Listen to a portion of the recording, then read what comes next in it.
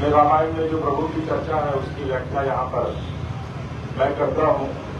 तो आप तमाम भक्तजन जहाँ भी हैं और जहाँ तक मेरी आवाज जा रही है, आप सभी लोगों को श्री सीताराम, प्रभु की कृपा आप सभी लोगों पर बनी रहे और आप लोग राम कथा का श्रवण जो है वो जहाँ भी है वहाँ जरूर सुनिए, क्योंकि कहा जाता है कि जो श्रोता होता है वो वक्ता से ज्यादा महत्वपूर्ण होता है, और अगर आप कथा सुनते हैं कहीं पर भी तो बड़ा वो फलदायी है। तो कथा का श्रवण आप जहाँ भी वहाँ पर जरूर कीजिए। और इस बार प्रेम से बोलिए सियावर रामचंद्र की जय, पवन सुत हनुमान की जय, नमः पार्वती पतये हर हर महादेव। दरअसल में जो ये मानस कथा है ये प्रभु शिव के मानस से निकली है, और माँ पार्वती के साथ जो प्रभु संवाद करते हैं, माँ पार्वती को प्रभु सुनाते हैं, वही ये मानस कथा है। तो यहाँ पर इस मंदिर में अद्भुत है कि यहाँ पर स्वयं पवन पुत्र हनुमान भी है, शिव भी है, माँ शक्ति भी है। तो ये तीनों जो है वो श्रोता है और वो तीनों यहाँ कथा भी सुन रहे हैं। और इसके साथ साथ आप जितने भी भक्तजन हैं जो प्रभु श्री राम जिनके आराध्य हैं, जिनके इष्ट महादेव हैं, तमाम लोग प्रभु की इस कथा का श्रवण कीजिए और आनंदित होइए। तो आज चूंकि चौथा दिन है, आज इस प्रसंग में बाल लीला की चर्चा की गई है। प्रभु की जो बाल लीला है उसकी चर्चा आज के इस प्रसंग में की गई है। और सबसे पहले हम लोग मंगलाचरण कर लें। गिरी गिरिवाज बधाव सुह प्रगटे सुषमा चंद्र, हर्षवंत सब जन कहाँ नगर नारी नर वृंद, संकय सुता सुमित्र जो सुंदर सुत जन मत भयो, वह सुख संपत्ति समय समाजा, कही न सके सारद राजा, अवधपुरी सोहई यही भांति, प्रभु मिलन आई जनुराती, श्री राघवेंद्र सरकार की जय। परिपूर्णतम परमात्मा अकारण करुणा वरुणालय भगवान श्री राघव को प्रणाम। शिव जी हनुमान जी को साष्टांग भगवान के चरणों में बार बार वंदन। श्रेष्ठ महाभारत आचार्य बंधु भाई भाई आप सबको बार बार वंदन अभिनंदन।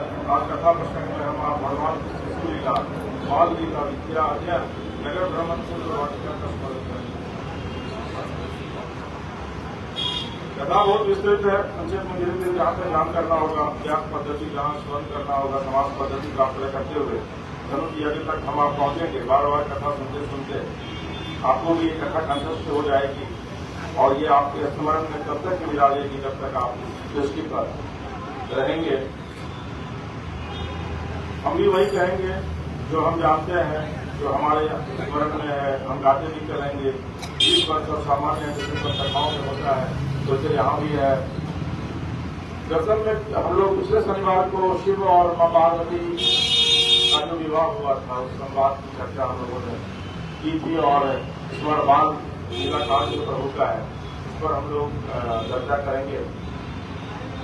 देखिए, आप जितने भी लोग कथा सुन रहे हैं उनसे मेरी यह करवंद प्रार्थना है कि कथा सुनते समय पूरी तरीके से तन्मयता के साथ प्रभु के कथा का स्मरण कीजिए, प्रभु की कथा का सुमिरन कीजिए।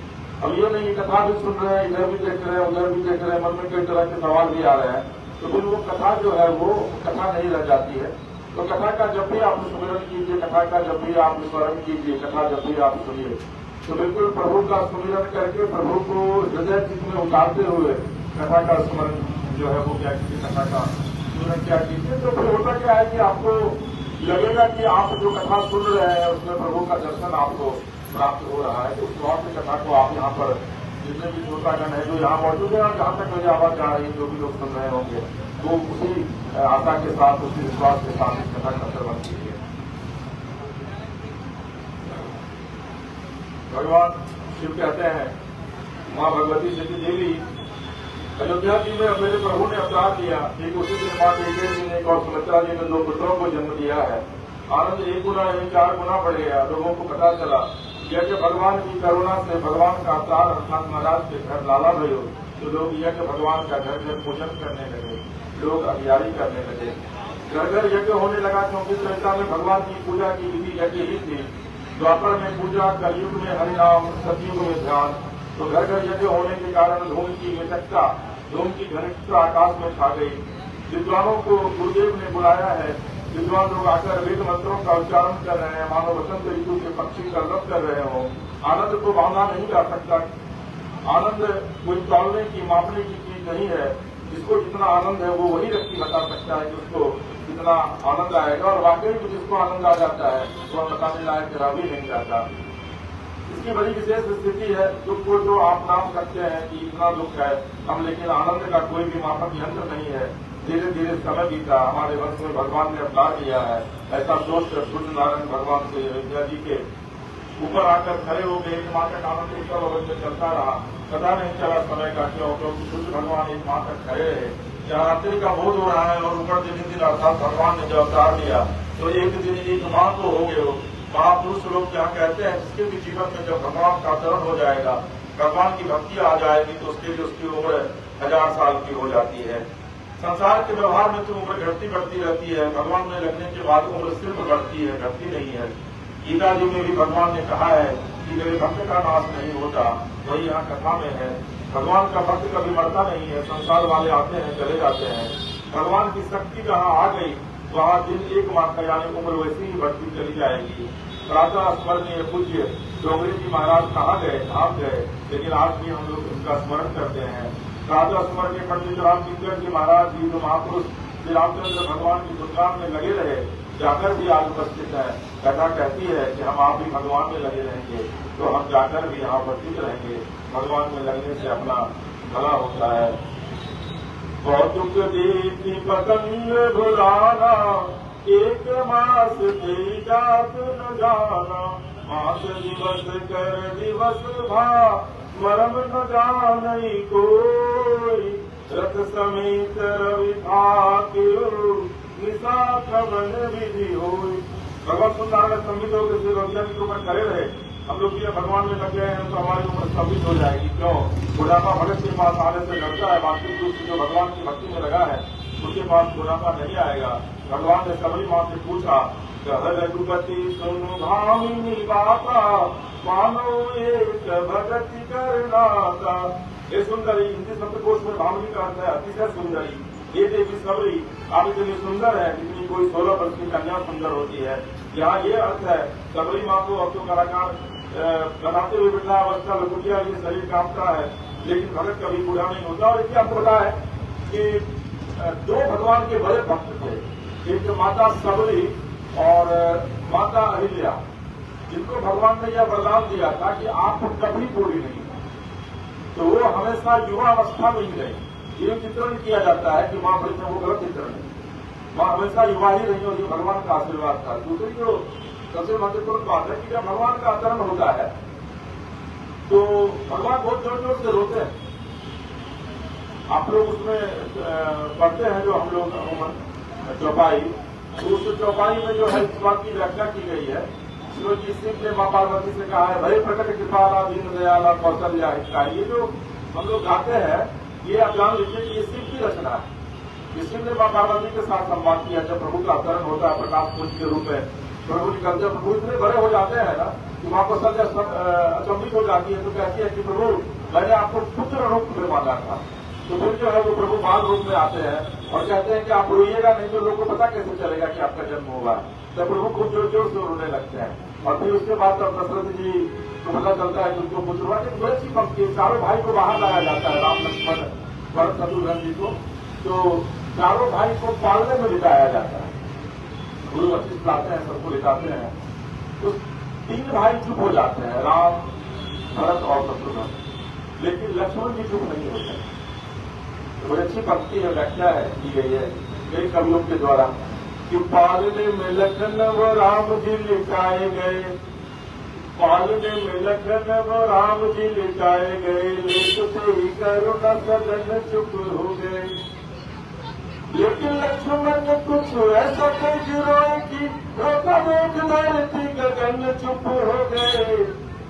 राजवैद आए कोई, राजवैद आए कोई, रोग न बता सके तो ज्योतिषी भी करके यतन चुप हो गए।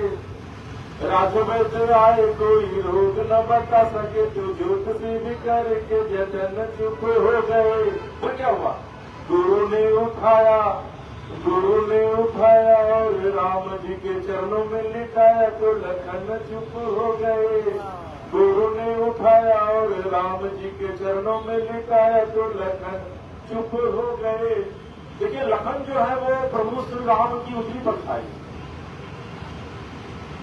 लखन जी नहीं चुप हुए थे, लेकिन जैसे ही उसको उठा करके और जिसमें करुणा में ध्यान लेते हुए थे बाण रूप में, उनके चरण के साथ जाकर लिटाया जाता है तो लक्ष्मण चुप हो जाता है। निरंजन जी, लक्ष्मण जी, हमारी आपकी जो परछाई है ना वो काली।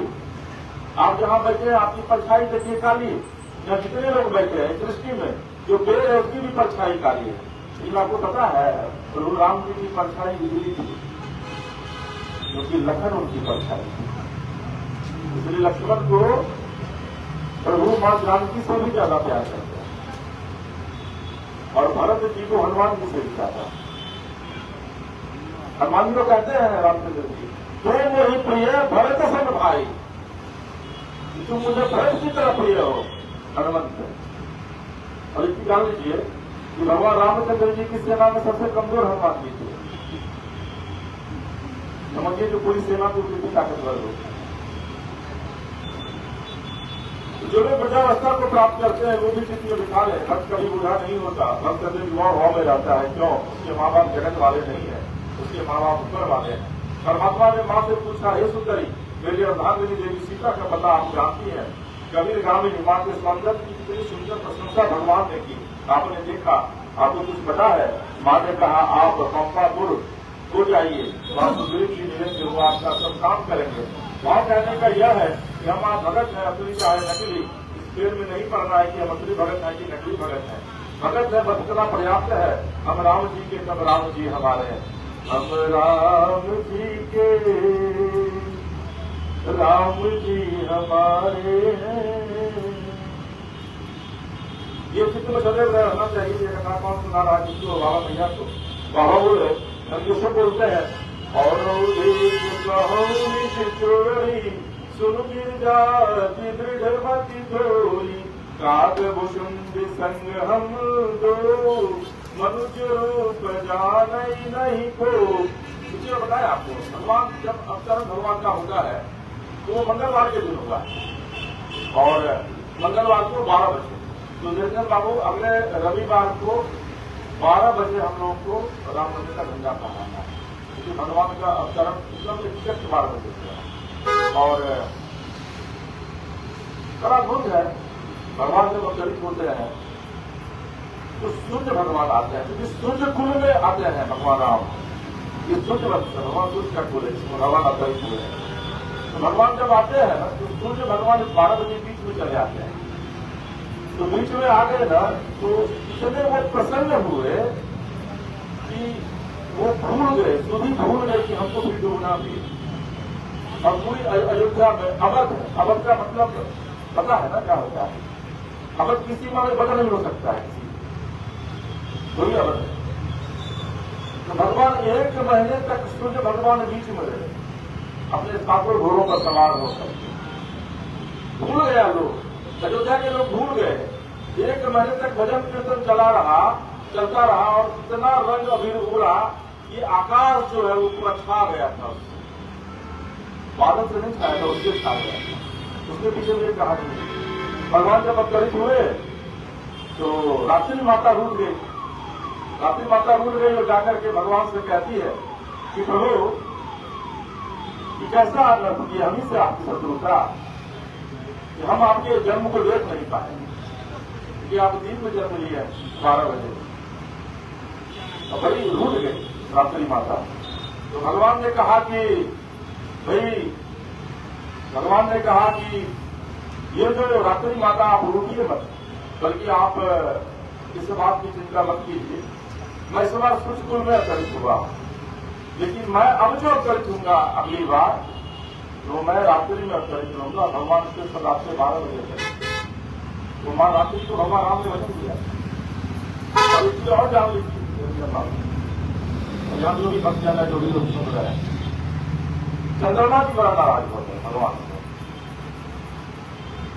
बोले कि बताइए आप रात में आते तो हम भी ना आपको देखते। तो बोले तुम नाराज मत हो, क्योंकि मेरा जो नाम होगा ना, उस नाम के आगे तुम्हारा लोग नाम लेंगे। इसीलिए श्री रामचंद्र कृपाल भजमन, तो भगवान ने खुद किया है। और उससे ज्यादा शिव जी ने कहा कि चंद्रमा तुम्हारी तो इतनी महत्ता है कि भगवान ही तुमको अपने नाम के आगे लगा लिए, तो मैं तुमको अपने सिर पर धारण कर देता हूं। चंद्रमा को शिव ने अपना पुत्र बना लिया। तो देखिए प्रभु राम की क्या महिमा। हे देवी, आप तो परम विदुषी हैं, अति समय समझ रखने वाली हैं। आपको अपनी चोरी में बताता हूँ। काकभूषण जी की नीलगिरी से जब आए तो मैं भी उनके साथ श्री अवध गया। माता जी की प्रशंसा क्योंकि बाबा ने चोरी की कथा सुनानी थी, इसीलिए माँ ने कहा हमें नहीं ले गए आप। तो बाबा जी ने कहा पिछली बार के भय के कारण नहीं ले गए, पिछली बार ले गए तो आपको मोह गया था, इस बार हो जाता। क्यों? क्योंकि पिछली बार जब वो राम माँ जानकी को ले गए हैं तो माँ जानकी बड़े विस्मय में आ जाती है, भाई आखिर ये कौन है रामचंद्र जी। और उसके बाद जब वो परीक्षा लेती है, फिर आपको पता है कि परीक्षा लेने के बाद फिर भगवान राम जो है वो कहीं ना कहीं से इस माँ जानकी जो है वो इसमें आ जाती है कि भाई राम को वो पहचान नहीं पाई और माँ सीता का रूप धारण करके वो चली जाती है। और उसके बाद जब आती है तो फिर प्रभु उनको अपने बाबा को नहीं दिखाते हैं, फिर सामने बिठाते हैं। और फिर उसके बाद पिछले अध्याय में मैंने चर्चा किया था कि किस तरीके से माँ सती का फिर माँ सती जाकर अपना शरीर त्यागती है, फिर माँ सती का अपहरण होता है। इसलिए प्रभु कहते हैं पिछली बार जब आपको ले गए थे तो आपको मोह हो गया था, सवार हो जाता तो फिर आपको समाधि में जाना पड़ता। और महादेव 87,000 साल की समाधि में चले गए, 87,000 साल तक वो समाधि में लीन हो गए। कई स्थान ऐसे होते हैं जहाँ पर अर्धांगिनी को लेकर जाना चाहिए, कई स्थान ऐसे होते हैं जहाँ अकेले जाने में अच्छा लगता है।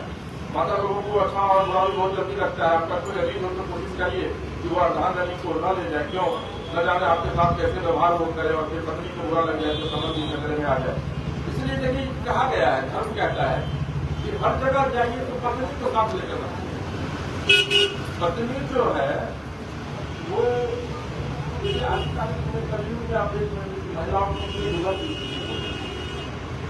अभी देखिए घटना सुने कि एक जो है वो कोई उत्तर प्रदेश का कहीं घटना में कर रहा था, कोई लड़की थी वो अपने पति को ही मार दी और उसको ड्राम में ट्रैक्टर भी मार दिया। बड़ा अभी वायरल हो रहा है।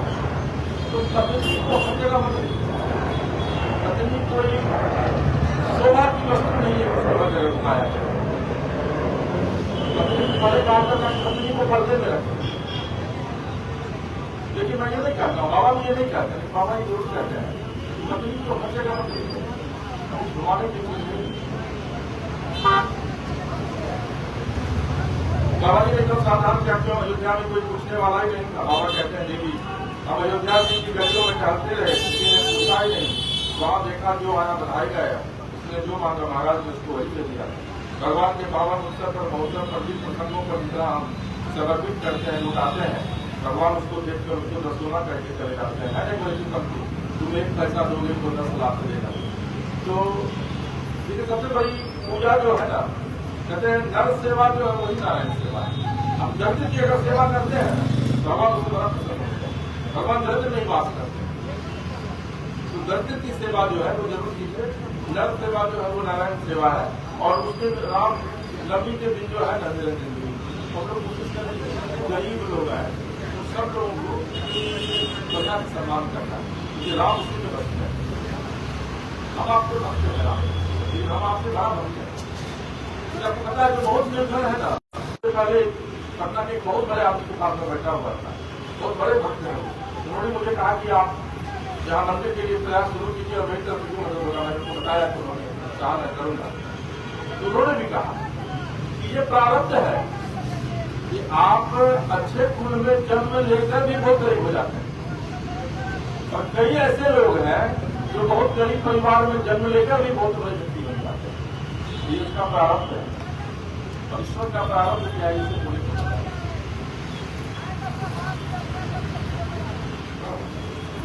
तो कहा गया है कि हमने अगर अपना परमात्मा को उम्र का अपना 10 साल दिया है तो भगवान 10 का 10 गुना कर देते हैं, 100 साल वापस कर देंगे। हम क्या सोचते हैं जब हमें भगवान दे तो हम भगवान को दे, अभी तो तुम्हारे पास है वो किसने दिया, तुम लायक नहीं, लेकिन मेरी बड़ा अच्छा प्रश्न है। अगर इसकी लगातार व्याख्या की जाए ना तो 4-5 घंटा कम पड़ जाएगा। भाई हम आप कहते हैं कि हमने याद दे दिया, हम भगवान को ये मुकुट चढ़ा दी, हम भगवान को ये घंटा दान में कर दी, भैया हम काम कर रहे हैं कि आपको भगवान इस लायक बनाया कि आप भगवान को दे रहे हैं, उन्हीं का है जो आपसे ले रहे हैं।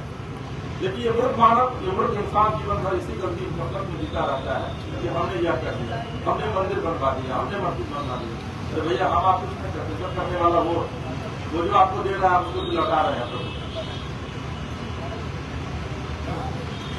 प्रातः स्मरण कुछ समय से हम कहा करते थे, देखो तुम्हारे पास है जो तुम्हारा नहीं है, क्योंकि पहले भी तुम्हारा नहीं था, यह सब भगवान का है। क्यों जाओगे तो लेकर नहीं जाओगे, लेकर केवल राम नाम जाओगे, कृष्ण नाम जाओगे, भगवान का प्रेम ले जाओगे, भगवान का भाव ले जाओगे, धर्म ले जाओगे, पुण्य लेकर जाओगे।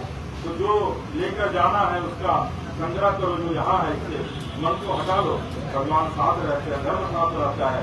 गरुड़ पुराण में लिखा है हमारा आपका सूक्ष्म शरीर अंगूठे के बराबर पुण्य से बनता है, जिसका जितना पुण्य होगा उसका सूक्ष्म शरीर उतना ही सुंदर बनेगा। और सूक्ष्म शरीर के सम्मुख धर्मराज के सम्मुख जाकर न्याय लेता है। महाराज चक्रवर्ती जी ने किसी को वचन दिया, किसी को धेनु दी, किसी को हीरा दिया, किसी को जवाहरात दिए, किसी को वैश्या ली, किसी को जमीन दिया, जो किसी मांगा वही पाया। जहाँ महापुरुष लोग कहते हैं बधाई वाले आए और गाए, अवश्य संतों ने भी बड़ा सुंदर वर्णन किया है। आई बहार हंसते हंसते आया सामला सरकार, हंसते हंसते परम अनूप आया, त्रिभुवन का भूप आया, रघुवर सरकार आए हंसते हंसते। ये गाना है, उसका भजन है। बधाइयों को आनंद महोत्सव हो रहा है, बधाई वाले आए गाए पाए और गए। बाबा बोले कछुक दिवस बीते ही भांति, जात न जानी एक दिन राती, नामकरण कर अवसर जानी, भूप बोली पढ़े मुनि जानी, कर पूजा भूपति यश भाषा, धरिय नाम जो मुनि दुनि राखा। कुछ दिन बीते कैसे आनंद से, मैंने पहले आपसे निवेदन किया आनंद के साथ समय का पता नहीं करता, और दूसरा कथा में कितना रस है, कितनी खास है, बिना कथा के नींद भी नहीं आती।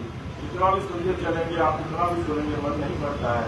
वही कथा बारम्बार 15 दिन से गा रहे हैं, महीनों गा रहे हैं, लेकिन आपका मन जो है न तो वो थक रहा है, न सुनने वाले का मन थक रहा है। ये कथा चल रही है, तो जब भी कथा हो रही होती है तो कथा का पूर्ण श्रवण कीजिए, कथा को पढ़िए, कथा को गाइए और एकदम टू द पॉइंट जाते रहिए। इसमें इधर उधर भटकाव की बातें नहीं होनी चाहिए। मैं बताऊँ आपको, जब से राम प्रभु से राम के प्रति मेरा अनुराग जागा है ना, मेरे पास समय का बड़ा भाव है। नौकरी भी करता हूँ, परिवार चलाने के लिए नौकरी की बड़ी आवश्यकता है, लेकिन नौकरी करते समय भी जब मैं खाली रहता हूँ तो राम नाम का गुणगान करते रहता हूँ। और जहाँ भी जाता हूँ तो पहले जब मैं जाता था कहीं तो प्रणाम करता था लोगों को, और लोग भी प्रणाम करते थे। लेकिन अब मैं जो प्रणाम करता हूँ ना, उसमें मैं श्री सीताराम ही कहता हूँ। प्रणाम में भी श्री सीताराम, मतलब राम को इस तरीके से जीवन में उतारना है, जीवन में बताना है। राम के विषय में कहा जाता है कि जो रोम रोम में रमन करता है वही राम है। तो मैं यह चाहता हूँ कि मेरे रोम रोम में कभी कभी चित्र है ना, लेकिन चित्र में राम रमन करे। अब जब वो राम की भक्ति है, हालांकि उतना आसान नहीं है कि राम के दर्शन को प्राप्त किया जा सके, लेकिन कोशिश जरूर करता हूँ इसके लिए। मैंने इसी पंक्ति गाया है, हो गए भव से पार लेकर नाम तेरा, जीवन का उद्धार लेकर नाम तेरा। वाल्मीकि अति दीनहीन थे, बुरे कर्म में सदा लीन थे, करी रामायण तैयार लेकर नाम तेरा। अरे हो गए भव से पार लेकर नाम तेरा। राम का नाम लेने से ही बहुत आगे से आदमी पार कर जाता है। और इसलिए यहाँ पर वाल्मीकि जी की चर्चा आ गई है। तो और बताऊं आपको कि वाल्मीकि जी कौन थे। वाल्मीकि जी बड़े संत थे, जाति से ब्राह्मण थे, लेकिन शूद्र के यहाँ उनका पालन पोषण था। इसलिए वाल्मीकि जी को बहुत लोग शूद्र की तरह जाता है कि वाल्मीकि। और वाल्मीकि जी का अवतरण जो हुआ है, पता है कौन है वो? वही गोस्वामी तुलसीदास जी, वो वाल्मीकि जी। तो आप बहुत लोग भी जानते हैं। जब वाल्मीकि जी जब रामायण की रचना कर रहे थे, तो रामायण लिखने के बाद रामायण की जब रचना कर रहे थे, तो हनुमान जी भी अपने नाखून से रामायण लिख रहे थे पत्थर पर। तो हनुमान जी रामायण लिखने के बाद वाल्मीकि जी के पास गए और जाकर कहा कि प्रभु आपने भी रामायण लिख दी और मैंने भी रामायण लिखा है पत्थर पर। तो वाल्मीकि जी को बड़ा सा लगा आपको कि भाई रामायण की मैंने लिखी है, कहां से हनुमान लिख दिया। तो बोले कि ठीक है, बहुत अच्छा तुम ऐसा करो कि सब पत्थर जाकर के समुद्र में फेंका। और पता है हनुमान जी बहुत सुशील आदमी, हनुमान के जीवन से सीख लेनी चाहिए, खास करके छात्रों को सीख लेनी चाहिए, हर एक व्यक्ति को सीख लेनी चाहिए कि हनुमान जी सिर्फ राम के दूत नहीं थे, हनुमान जी एक कुशल वर्कर भी थे, जितने कर्मचारी है उनको सीख लेनी चाहिए हनुमान जी से। तो उन्होंने कहा कि राम कार्य की है बिना कोई कहा विश्राम। जैसे जब जिस कर्म में आप लगिए ना, उस काम को पूरा करके छोड़िए। हनुमान जी सीख देते हैं। तो हनुमान जी बहुत अच्छा कार्य किए, उन्होंने क्या करके तमाम पत्थरों को फेंक दिया समुद्र में। जिस रामायण की रचना उन्होंने अपने नाखून के पत्थर पर दी। बड़े उदास मन से वो आए प्रभु के पास। तो प्रभु ने कहा कि हनुमान बड़े उदास लिख रहे हो। हनुमान जी ने कहा कि प्रभु मैंने रामायण लिखा था, आप पर जो घटना हुई है उसका मैंने वर्णन किया था। वाल्मीकि जी के पास गए ना, तो सबको बोले समुद्र में जाकर के मैंने फेंक दिया। राम जी मुस्कुराए और बोले राम हनुमान तुम निराश मत हो। कलयुग में त्रेता के बाद द्वापर के बाद कलयुग में यही वाल्मीकि पैदा लेगा और यही वाल्मीकि रामायण को लिखेगा और तुम्हारी चर्चा करेगा यही वाल्मीकि रामायण में हनुमान जी की चर्चा नहीं है, तुलसीदास जी की रामायण है। वाल्मीकि ही तुलसीदास जी के रूप में अवतरित हुए। आपको पता है तुलसीदास जी 12 महीना पर मां के अंत से अवतरित हुए थे। राम भगवान 12 महीने रहे थे मां के। तुलसीदास जी भी जन्म लिए हैं उसी दिन जिस दिन भगवान राम जन्म लिए, मंगलवार को दिन के 12 बजे। इसीलिए कहा जाता है कि ये रामचरितमानस जो है ये भगवान का अवतार है। इस बात को वो तो नहीं जानते। तुलसीदास का सीधा संबंध है। तुलसीदास जी वाल्मीकि और वाल्मीकि जी के रामायण से ज्यादा प्रसिद्ध है रामचरितमानस, क्योंकि वाल्मीकि जी के रामायण को आप पढ़ के समझ नहीं सकते हैं। और ये जो रामायण लिखी गई ना, ये अवधी भाषा में लिखी गई, गांव की भाषा में। ये पहले तुलसीदास जी भी संस्कृत में लिखते थे, 7 दिन तक लिखते रहे। वो लिखते थे, सुबह आते थे, मित्र पूरा मिट जाता था। आज भी ये ग्रंथ जो है वो काशी में राजापुर या गांव है, वहां पर ये रखा हुआ। वहां का आप लोड करेंगे कि तुलसीदास जी का रामायण हमको दिखाई, तो अंक भोज पत्र पर, जिसको हम लोग भोज खाते हैं ना, उस पर लिखे थे तुलसीदास। वो आदमी रचना रखी हुई, तो वो मिट जाता था। तुलसीदास जी सुमिरन किए भगवान का कि प्रभु क्या हमसे अपराध हो रहा है। भगवान शंकर ने कहा कि तुम जब इसको लिख रहे हो तुलसी, इसको ऐसी भाषा में लिखो जो आम लोग समझे। और उसके बाद अवधी भाषा में, अवधी मतलब गांव की बोलचाल की भाषा, उस भाषा में तुलसीदास जी ने लिखा रामायण। और वो रामायण ऐसा लिखा कि आज हम सब लोगों के जुबान पर पता है। इस दुनिया में जितने लोग हैं वो सब हनुमान की चौपाई गाते हैं, रामचरितमानस की। लोग कहते हैं कि हमको पता नहीं है। हनुमान जी की चौपाई सबको याद है। तुमको याद है बाबू? रामचरितमानस को चौपाई याद है? नहीं याद है? याद है तुमको? तो बोलना नहीं चाह रहे। तुमको याद है? सबको याद है, लेकिन लोगों को पता नहीं। अति मंगल भवन मंगल अग्रबहु सुदशरथ अजिर बिहारी। ये रामायण की चौपाई। याद है ना? लोग नहीं याद, तो यही लोगों को पता नहीं। रामायण की चौपाई हर एक व्यक्ति को याद है, हर एक व्यक्ति के जीवन में है रामायण की चौपाई। ये जो आप दिखा रहे हैं ना, आपको पता है ये क्या है? हम मस्तक समान रूप कपि धरी, जब गए सुंदरकांड में है, इसका वर्णन करेंगे हम रामायण के लिए, रामनवमी के लिए। उसमें मस्तक का मतलब होता है मच्छर, और मस्तक का मतलब होता है दिल्ली का छोटा बच्चा। तो हनुमान जी दिल्ली के छोटे सा जो बच्चा है, उतने बड़े बंदर के रूप में गए थे, उसको देखिए नहीं पाए। देख रहे हैं।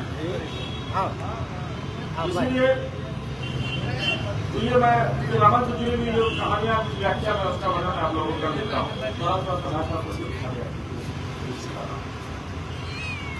तो केवल भगवत कथा, भगवान का नाम महाऔषधि है। ये भगवान की कथा कितनी सुनिए, कितनी गाइए, क्या कहना। नामकरण का अवसर आया, गुरुदेव भगवान वशिष्ठ जी को आदर पूर्वक बुलाकर पूजा किया महाराज ने। पूजा के बाद चक्रवर्ती जी महाराज ने हाथ जोड़कर निवेदन किया, प्रभु इन बालकों के नाम जो आपने गुण रखे हैं सुनाइए। नामकरण विधिवत कराना चाहिए, जैसे जैसे नाम नहीं रखना चाहिए।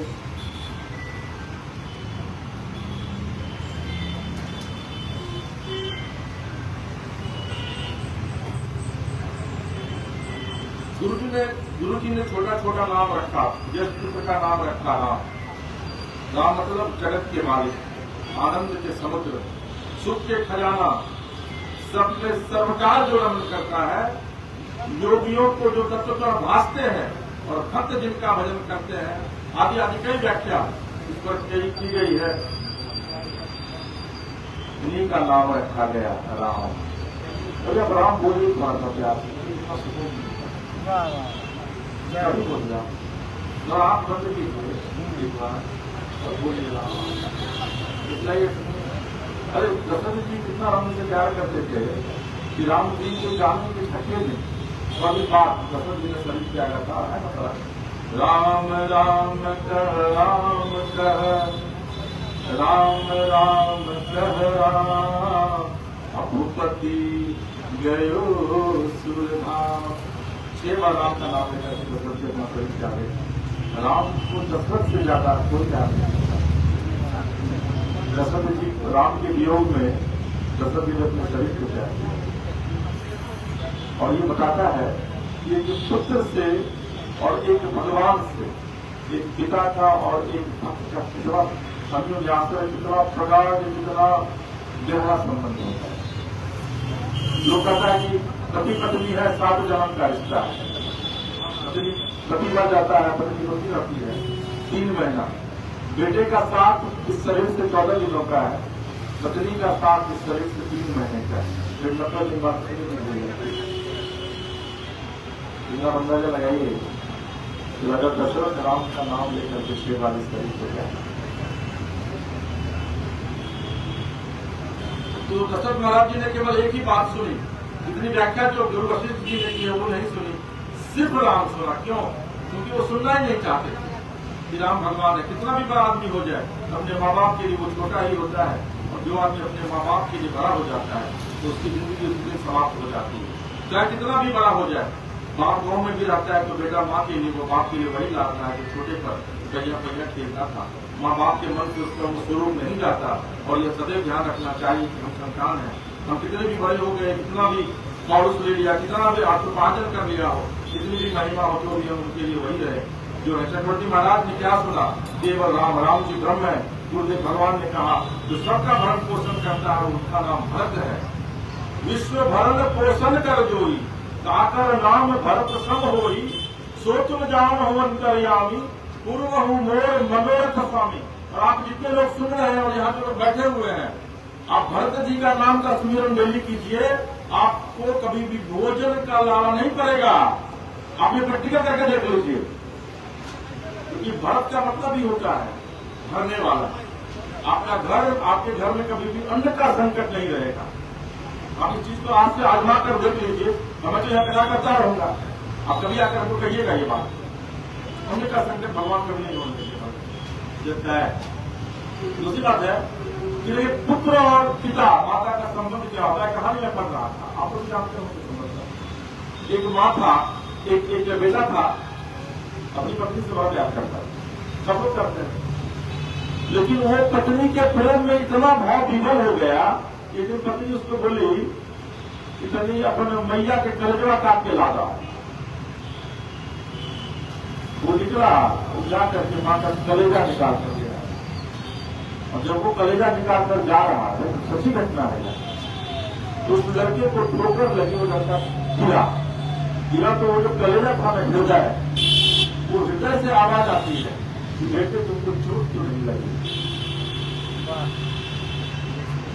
और उसके बाद वो बेटा पूरा जीवन भर रोता रहा कि मैंने अपने जीवन में एक ऐसा अपराध कर दिया, और तत्क्षण वैराग्य को प्राप्त किया और पत्नी को छोड़ दिया। तो मां यह कहता है कि जो पुत्र होता है ना, वह मां के कलेजे का टुकड़ा होता है।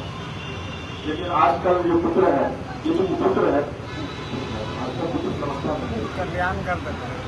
आजकल का पुत्र तो कल्याण कर देता है माता पिता का। और आपका बुजुर्ग हो जाए, 1-2 दिन बाद खाना मांगिएगा निरंजन जी, यही आपका दोनों बेटवा कहेगा कहाँ जुटे करते रहते हैं भोजन। एटीएम का कोड खाली मालूम रहना हाँ, चाहिए। बस एटीएम अब का पेंशन मिलता है तो कुटुंबा कहेगी कि जितना भी पटवा से ले लीजिए, वो कुटुंबा पेंशन में आ गया होगा। ये सत्य है, यही सत्य है। यही जीवन का सत्य है। अस्पताल उस समय उसको याद नहीं आता है कि पिता माता ने किस तरह मेरा पालन पोषण किया, मुझे भी मेरे माता पिता ने पाला, मैं भी अपने बच्चे का पालन पोषण किया। ये चीज समझ में नहीं। भरत जी राम जी के परम प्रिय है। आपका जो प्रिय होता है तो उसको अपनी चिंता नहीं होती, हमें चिंता नहीं उनकी, उन्हें चिंता हमारी। क्यों? हमारी लौटे रखने सुदर्शन चक्रधारी है, हमको अपनी चिंता नहीं है। बड़े पुण्यात्मा लोग होते हैं जिनको भगवान की कथा का बोध होता है। धीरे धीरे देखो, अभ्यास करने से आपको भी याद हो जाएगा। कई लोग कहते हैं महाराज कैसे याद किया, याद नहीं किया, कोटी की रखी है, देख देख कर भाजता हूँ। 500 के ऊपर का कोई ग्रंथ हो ना, उसका बिना देखे गाने पड़ जाएंगे, उसका भी जरूरत बदल। वशिष्ठ जी ने कहा जिनका स्मरण करने से कई प्रकार के शत्रुओं का नाश हो जाता है, उनका नाम शत्रु है। ये देखिए क्यों डाल लीजिए, राम जी का पहला नामकरण हुआ, फिर भरत जी का हुआ, फिर शत्रुघ्न जी का हुआ, फिर लक्ष्मण जी का होता है। जबकि लक्ष्मण जी तीसरे नंबर पर थे। शत्रुघ्न जी का जो इसलिए हुआ क्योंकि मां कौशल्या जो है वो भगवान राम और भरत को गोद में लेकर बैठी है। तो राम और भरत जी का हुआ पहले नामकरण। फिर जो आपको ये माता कैकेयी जो है वो शत्रुघ्न जी को गोद में लेकर बैठी है, और माता सुमित्रा जो है वो लक्ष्मण जी को, क्योंकि तीसरे नंबर पर थी मां सुमित्रा। तो जो ग्रेजुअली चल रहा है, तो मां कौशल्या के पास दोनों बेटे थे, उन दोनों का नामकरण हुआ। फिर मां कैकेयी के पास आते हैं तो उनका नामकरण होता है। शत्रुघ्न का मतलब होता है कि आप शत्रुघ्न का अगर नाम आप ले लेते हैं, जी पता है शत्रुघ्न जी को, शत्रुघ्न जी ऐसे व्यक्ति थे जिनके जीवन में कोई शत्रु था ही नहीं, उनका नाम लेने से शत्रु समाप्त हो जाता है। कहा जाता है शत्रुघ्न का अगर आप नाम ले लीजिए तो शत्रु समाप्त हो जाएंगे। तो ऐसी व्याख्या है कि जाके सुमिरन ते त्रिपुरासा, नाम शत्रुघ्न वेद प्रकाशा। श्री राम कथा में आप देखेंगे नामकरण के बाद एक जगह केवल शत्रुघ्न जी दिखाई पड़े, फिर कहने ही आते हैं भरत जी माताओं की सेवा समर्पित करते हैं, यानी भरत जी का पूरा भाग शत्रुघ्न जी ले लेते हैं, भरत जी भगवान में लग गए। लेकिन इसकी भी बड़ी अच्छी व्याख्या है कि शत्रुघ्न जी, भरत जी तो जब आए थे अपने भाई से गांव लेकर के, तो वो तो गांव की सेवा कर रहे थे और पूरा राजपाट बेसिकली शत्रुघ्न जी ही संभाल रहे थे। तो शत्रुघ्न जी की बड़ी भूमिका है इसमें। देखिए भगवान का भजन स्टैंडर्ड भाव से हम तभी कर सकते हैं जब कोई हमारी सेवा करने वाला, हमारे हर बात की चिंता करने वाला, हमारे बगल में प्रस्तुत तो कोई भी व्यक्ति हो। घर में पिताजी भगवान की पूजा तभी कर सकते हैं जब कोई लायक उसके पिता की समस्या का समाधान करे। अब पता चला कि पिताजी बैठे हैं, सब्जी बनाए और घर का समस्या बना बैठा हो, तो पिता भजन नहीं करेगा, पिता अपने बच्चों की चिंता करने लगता है। और पिता को अगर पुत्र देखता है कि पिता मेरा भजन में लगता है, तो पुत्र के मन में जो चिंताएं होती है वो समाप्त हो जाती है और वो संग ही पिता के साथ भजन में लग जाता है। तो घर में अगर आप रहते हैं तो भजन कीर्तन जरूर कीजिए, जिससे आपके घर, आपके परिवार का नैतिक संस्कार बनेगा, क्योंकि आपका पुत्र भी काफी संस्कारी होगा। और भगवत नाम का सुमिरन करने से तो सिर्फ कल्याण ही होता है।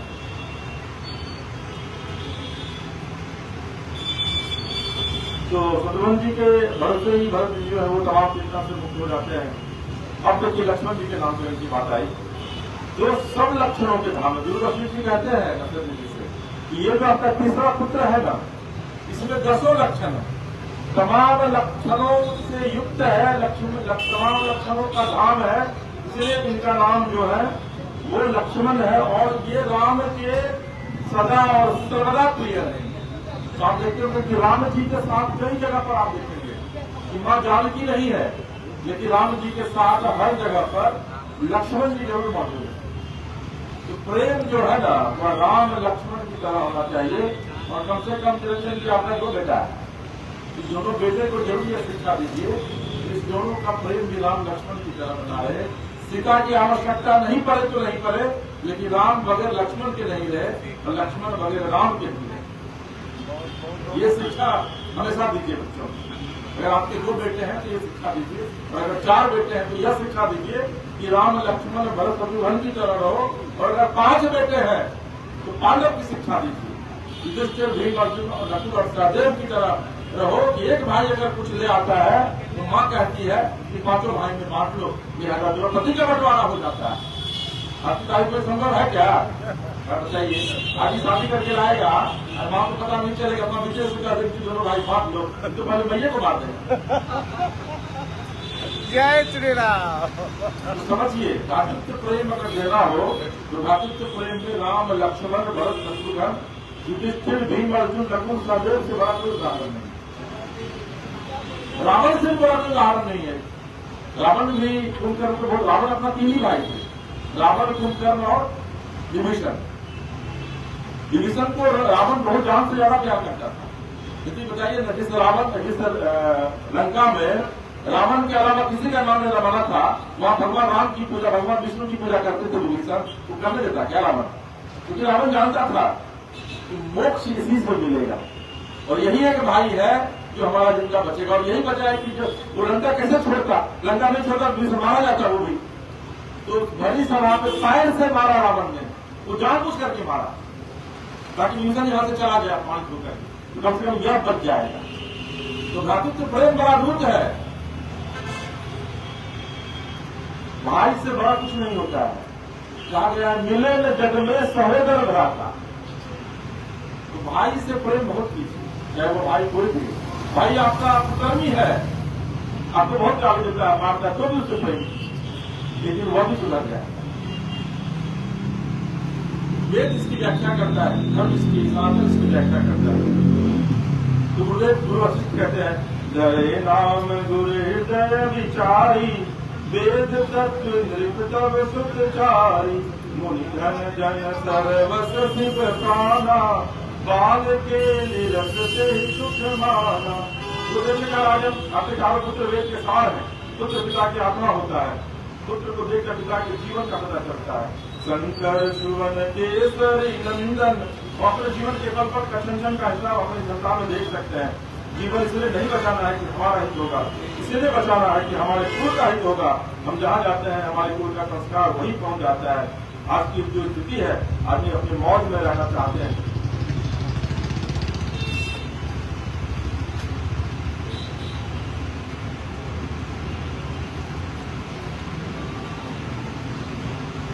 देखिए, परिवार में एक मुखिया का होना बड़ा जरूरी है। परिवार में अगर एक मुखिया नहीं होगा तो हमसे कोई सवाल नहीं पूछेगा कि आप कहाँ जा रहे हैं, कहाँ से आ रहे हैं, क्या कर रहे हैं, इतनी रात में रात क्यों आए। तो किसी भी परिवार में मुखिया का होना बहुत जरूरी है। और अगर परिवार में मुखिया नहीं है तो आपका स्वभाव जो है वह रावण की तरह होता है, फिर आप उन्मुक्त हो जाएंगे। और जब उन्मुक्त हो जाइएगा फिर आप क्या कीजिएगा नहीं कीजिएगा इसका आपको पता नहीं चलेगा, कोई टोकने वाला नहीं बचेगा।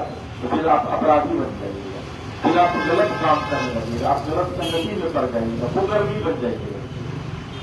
इसलिए घर में एक मुखिया का होना बहुत जरूरी है, अनुशासन एक बहुत ही जरूरी है। राम जी तो आयुषी मांगी करही पुर राजा, देख चर चर मन राजा। राम कहता है हमारे इसी पर कोई मालिक न हो तो लेट स्मृति हमारे मालिक है, उनके दिखाए गए पथ पर चलना चाहिए। परिवार का देश नहीं है तो महिलाओं और पुरुषों में जिस राम जी के चरित्र को देखकर वैसा जीवन चलना चाहिए, फिर जीवन रखेगा। नामकरण हुआ तो खबर चल पड़ी। जिनको उनको जिनकी हर सब प्रकृति रखती जो किसी हमारे पास पधारते हैं, ऐसे लगी भाव के लोग गाजा गाजा रहकर महाराज के द्वार पर आ गए और बधाई गाने लगे।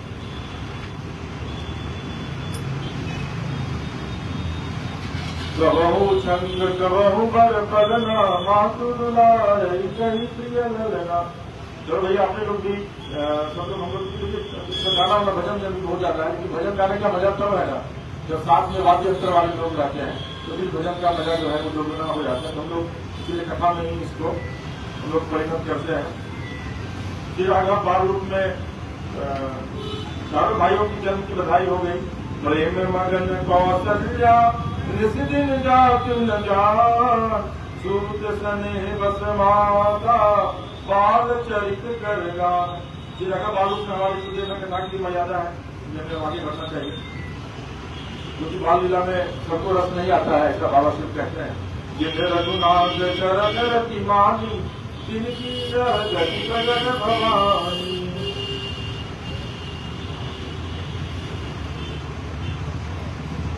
यहाँ और बहुत सारी व्याख्याएं हैं, इसका वर्णन करने में बहुत समय लग जाएगा और मैं इसको निकाल रहे हैं, क्योंकि जो बाल कांड है बड़ा लंबा है, उसको प्रॉपर करने में कम से कम 4-5 घंटे का वक्त लग जाएगा। तो भगवान से प्रेम करने के जो संवाद है वो यही है। वही देखिए वैसा भजन है, मेरा कोई न सहारा बिन तेरे, नंद श्याम सवरिया मेरे।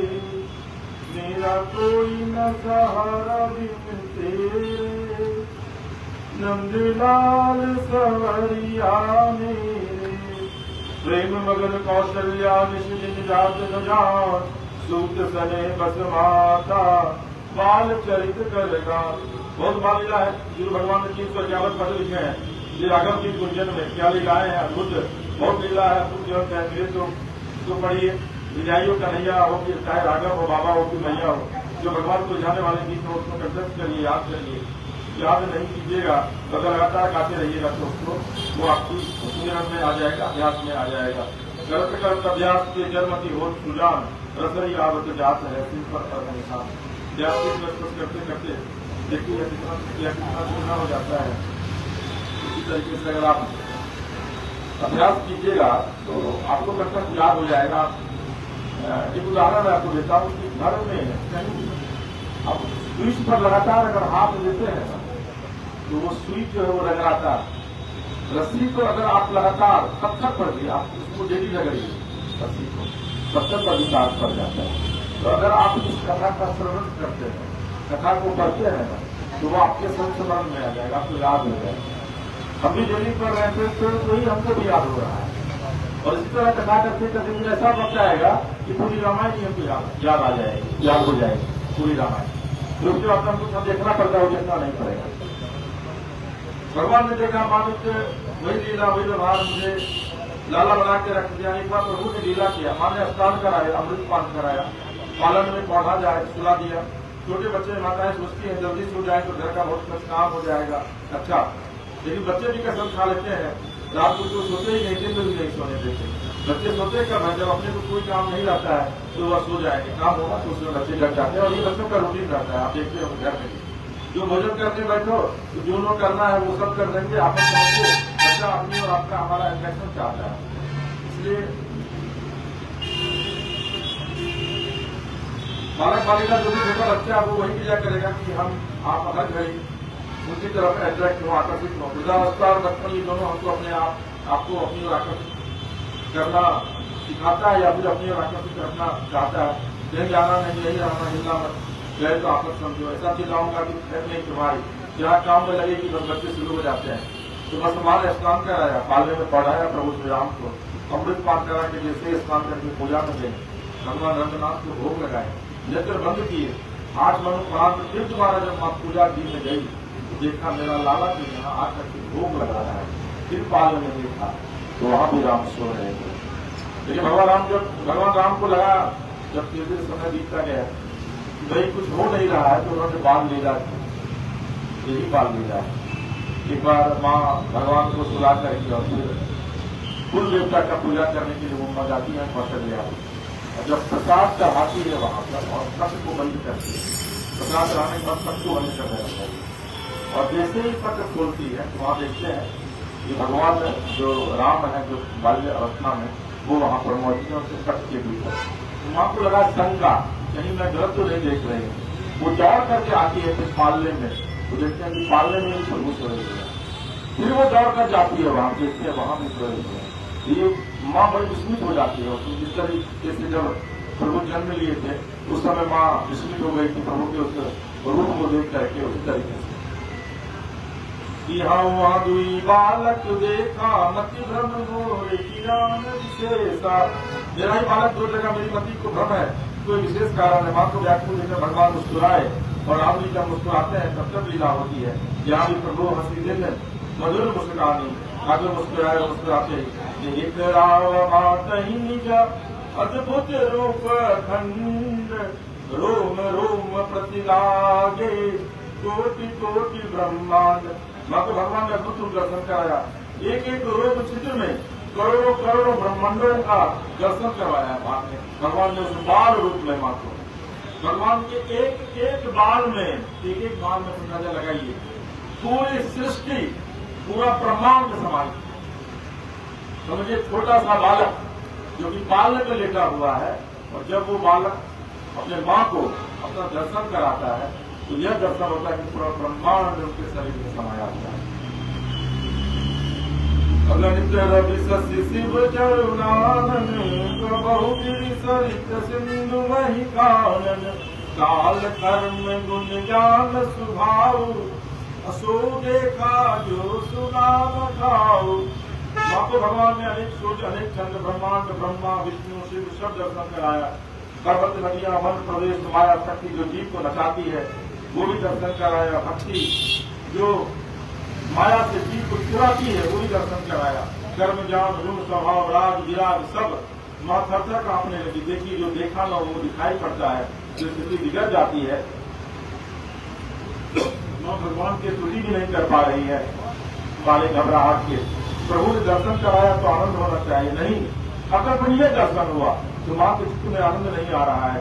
भगवान माँ का विस्मय भाव में देखे शिशु रूप में आ गए और समझाए माँ को, मैया किसी को बताइएगा नहीं। कौशल्या मैया चरणों में गिर पड़ी, कहती है हे प्रभु आज के बाद से वचन दीजिए, आपकी माया हमको कभी नहीं जाते। भगवान ने कहा मैंने आपको वचन दिया, आप भी किसी को न सुनाइएगा, मैं आपको इस रूप का इस लीला का दर्शन कराया है। माँ बोली हाँ मैं क्यों सुनाऊं, मेरे आप लाला बेटा है। लेकिन भगवान ने जो दर्शन करा दिया माँ को, तो माँ ने अब शुद्ध भाव से राघव को प्रणाम प्रेम करना बंद कर दिया। मुझे उनकी बात से माँ कौशल्या कभी भी राम को तुम नहीं बोलती, हमेशा राम ने जी ही बोलते राम क्या। क्योंकि कौशल्या माँ को दोनों में जो दर्शन हुआ जब भगवान जन्म लिए हैं तो वो फिर माँ भूल गई थी। लेकिन ये जो दर्शन हुआ तो जो ही बात दर्शन माँ कौशल्या को भगवान ने कराया।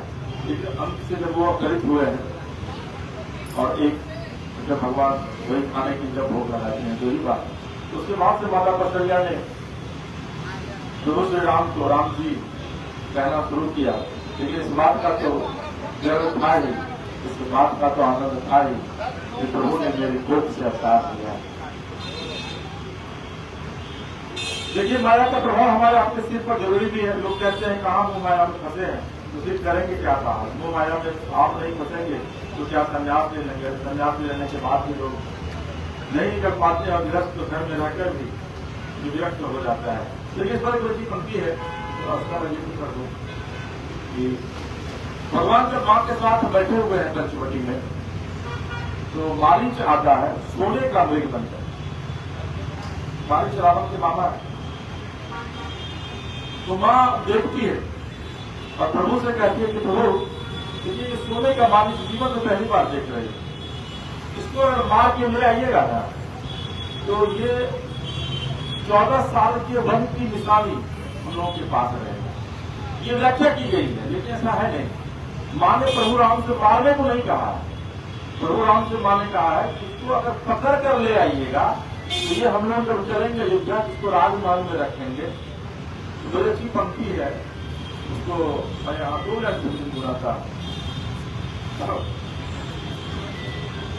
कंचन मृग बन कर आया, कंचन मृग बन कर आया, सिय का अपहरण कराने, माया का मारीच चला मायापति को भटकाने, माया का मारीच चला मायापति को भटकाने। सीता बोली वो देखे स्वामी जी मृग कंचन का, चरण मार कर लाएंगे होगा निशान इस वन का। सिय माया की माया का मृग, सिय माया की माया का मृग, लगे राम मुस्काने, माया का मारीच चला मायापति को भटकाने। कंचन मृग बन कर आया, कंचन मृग बन कर आया, सिय का अपहरण कराने, माया का मारीच चला मायापति को भटकाने। माया सोना है इसके आगे यह जगत खिलौना, कितने लोगों को जीवन भर सोने दिया न सोना। माया क्या है? माया सोना है, और इस सोना के कारण कितने लोग सो नहीं पाते हैं। जिनके पास सोना बहुत ज्यादा है वो इसलिए नहीं सो पाते हैं कि सोने की चोरी हो जाएगी, और जिसके पास सोना नहीं है वो इस आशा में नहीं सो पाते हैं कि हमको सोना का होगा। जो अच्छी व्याख्या की गई है। कितने लोगों को जीवन भर सोने दिया न सोना, राम चले सोने के पीछे, राम चले सोने के पीछे, दर दर ठोकर खाने, माया का मारीच चला मायापति को भटकाने। देखिए भगवान भी ये बता रहे हैं कि सोने के पीछे मत भागो, क्योंकि मैं जो सोने के पीछे भागा तो मैं जीवन भर भटकता ही रह गया। भटके ना, माँ सीता चली गई, रावण को युद्ध करना पड़ा, कितने लोगों की मृत्यु हुई उसमें। तो ये भगवान मैसेज देते हैं कि जीवन में मैं भी भटक गया सोने के पीछे जाकर, लेकिन तुम मत भटको, इसलिए मत भटकिए। सोना माया है, और माया के चक्कर में पड़िएगा ना तो चले जाएंगे। समझ गया ना रास्ता?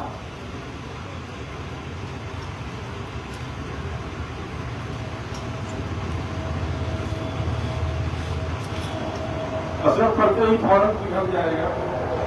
ये कि भाव यह है कि कहीं भी रहा जाए, ये संसार माया है, ये परिवार वाले जंजाल है, बिना इसके रहा भी नहीं जा सकता।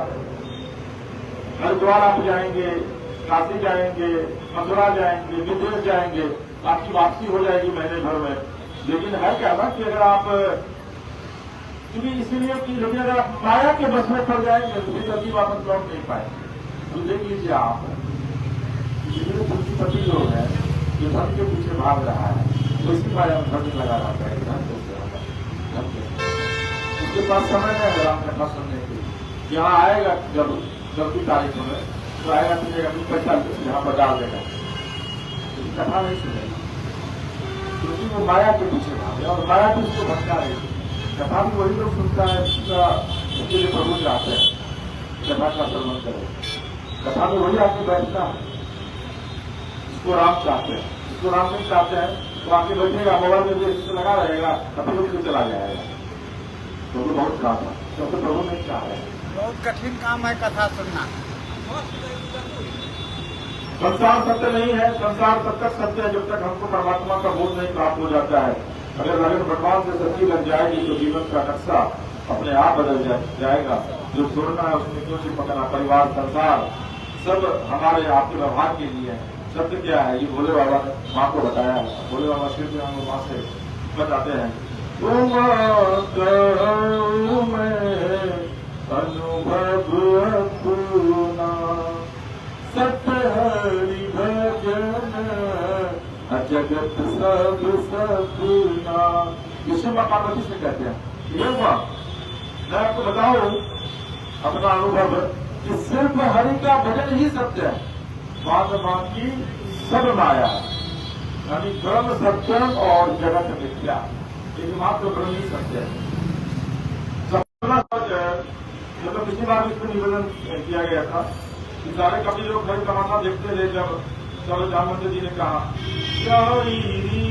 पति सुन हनुमाना, का चुप सारी रहे बलवाना, पवन तनय बल पवन समाना, बुद्धि विवेक विज्ञान निधाना। ये जो है सो सुंदरकांड का है, और बहुत बजरंग बली को बड़ा प्रसन्न करना, हमको चीज मंगाना होगा, जो काम बजरंग बली से करवाना, तो उनका बड़ा अच्छा प्यारा मंत्र है, गवन सुकाज कठिन जग माही, जो नहीं हो तात तुम पाही। गवन सुकाज कठिन जग माही, जो नहीं हो तात तुम पाही। गवन सुकाज कठिन जग माही, जो नहीं हो तात तुम पाही। इसलिए कि प्रभु बजरंग बली रामचंद्र का सारा काम कर गए थे, पहाड़ों को उठा कर ले आए। इसलिए कहा गया है कि आपसे प्रभु कौन सा ऐसा काम है जो नहीं हो सकता है। तो जब भी कोई बात भगवान से मनवानी होगा, भगवान का ये सुमिरन, ये भजन करके भगवान बजरंग बली के पास बैठ जाइए, जैसे बजरंग बली की तरीके से अपना सारा काम जो है वो आसान कर देते हैं। तो ये कमल सुकाज कठिन जग माही, जो नहीं हुई साध तुम पाए। राम काज लगी सब अवतारा, सुनते ही भया हो पर्वत आकारा। ये जामवंत जी कहते हैं हनुमान जी से, उसके बाद फिर हनुमान जी जब अपने मूल रूप में आते हैं और फिर रामकाज के लिए निकलते हैं लंका यात्रा पर, और वही पूरा सुंदर काम है। हनुमान जी ने यह नहीं कहा कैसे जाऊं, 100 योजन 1200 किलोमीटर, एक योजन जो है वो होता है 12 किलोमीटर का, और जो जहाँ पर भगवान रामेश्वरम में भगवान की पूजा की है शिवलिंग का, वहां से लंका की दूरी जो है, समुद्र की जो कुल लंबाई है वो 100 योजन थी, मतलब 1200 किलोमीटर। तो बताइए कि 1200 किलोमीटर हनुमान जी लाग गए एक बार में।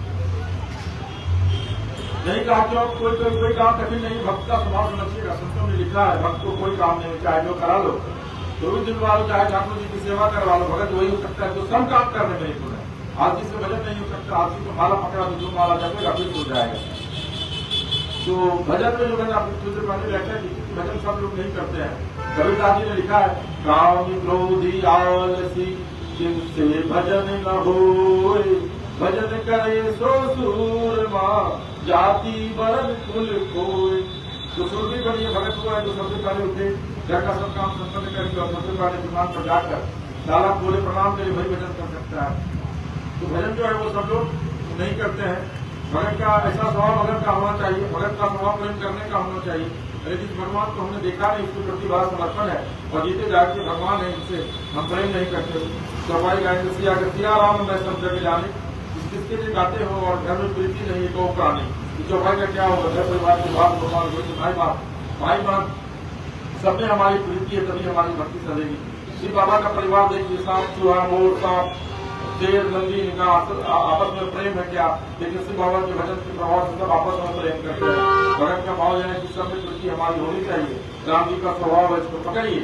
वानर भालुओं को साथ लेकर श्री राम जी लंका विजय करके अयोध्या वापस आ गए। हम आप राम जी के भक्त है, सबसे प्रेम का विस्तार करिए, सबसे प्रेम करिए। संसार माया है, संसार सत्य है, वो दूसरा सेक्शन है। राम कथा में संसार माया नहीं है, राम कथा में संसार सत्य है। कर्तव्य का निर्वाह करिए। परिवार में बच्चे विद्यालय जा रहे हो, जल्दी नहा लीजिए, न नहाते हो तो बिना नहाए उनके लिए समय से पराठा बनाइए।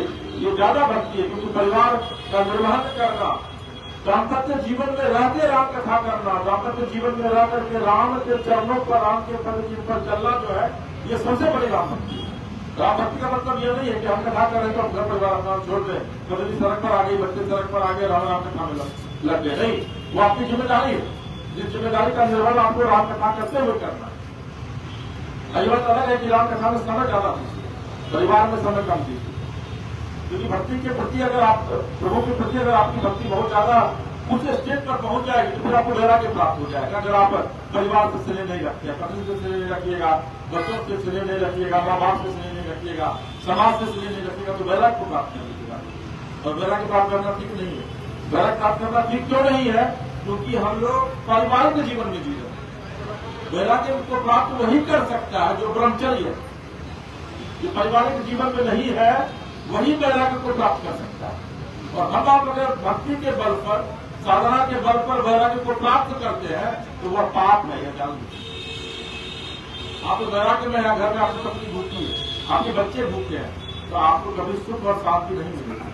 तो वैराग्य की प्राप्ति वैसे ही लोगों को करनी चाहिए जो वाकई में ब्रह्मचर्य। पारिवारिक जीवन में जो संत है, हम लोग को वैराग्य कभी नहीं मिलेगा और करना भी नहीं चाहिए। तो माने प्रभु सहित बच्चों का चूड़ाकरण का संस्कार संपन्न कराया, चूड़ाकरण हुआ, ब्राह्मण देवताओं को दक्षिणा मिली, बाल उतर गया, तो बच्चे लोग बाहर खेलने की जिद करने लगे। सूर्य भगवान कहते हैं मेरी माँ पसंद लगी ने बनाया, लाला बाहर नहीं जाती क्यों? सूर्य भगवान इतना सब पर धूप लग जाएगी, चेहरा घूमना जाएगा, कभी गए नहीं, तो नदी तक में इतनी गर्मी और हवा लगती है, कुल्लू लग जाएगी। गुरुदेव भगवान भावभूमि में आइए, माँ का स्मरण करें, माँ पसंद जाने जो कहा है, राघव ललन तेरे कोमल चरण कहीं कंकरिया करी नहीं जाए, बाल चरित अति सरल सुहाए, सारद शेष संपुट दिलाए। देखिए और व्याख्या पूरी कर दें। शिव जो परिवार है उसका कभी आप लोगों ने देखा है? महादेव के परिवार को क्या खासियत है वहां पर? शिव की सवारी है नंदी, अब मैया की सवारी है सिंह, गणेश जी की सवारी है चूहा, नहीं करता, वो सांप को मारता है, खाता है, और सांप चूहा को खाता है।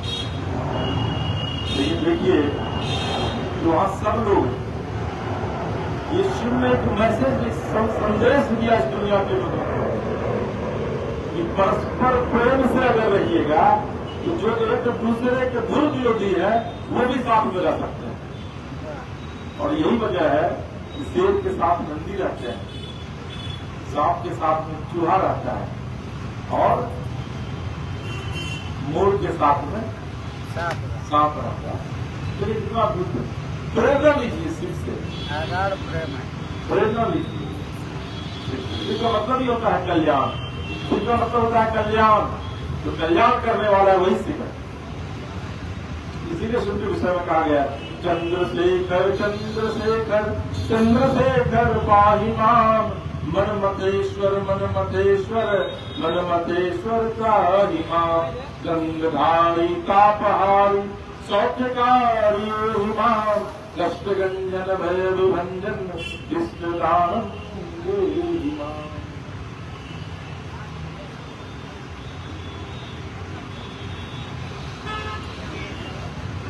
माँ प्रसन्ना जी के भाव से बच्चों को समझाइए, बच्चा कितना दूरदर्शिता करेगा तो मेरे कन्हैया से कमी करेगा। भगवान कृष्ण बहुत उतना करते, भगवान राम बहुत शांत।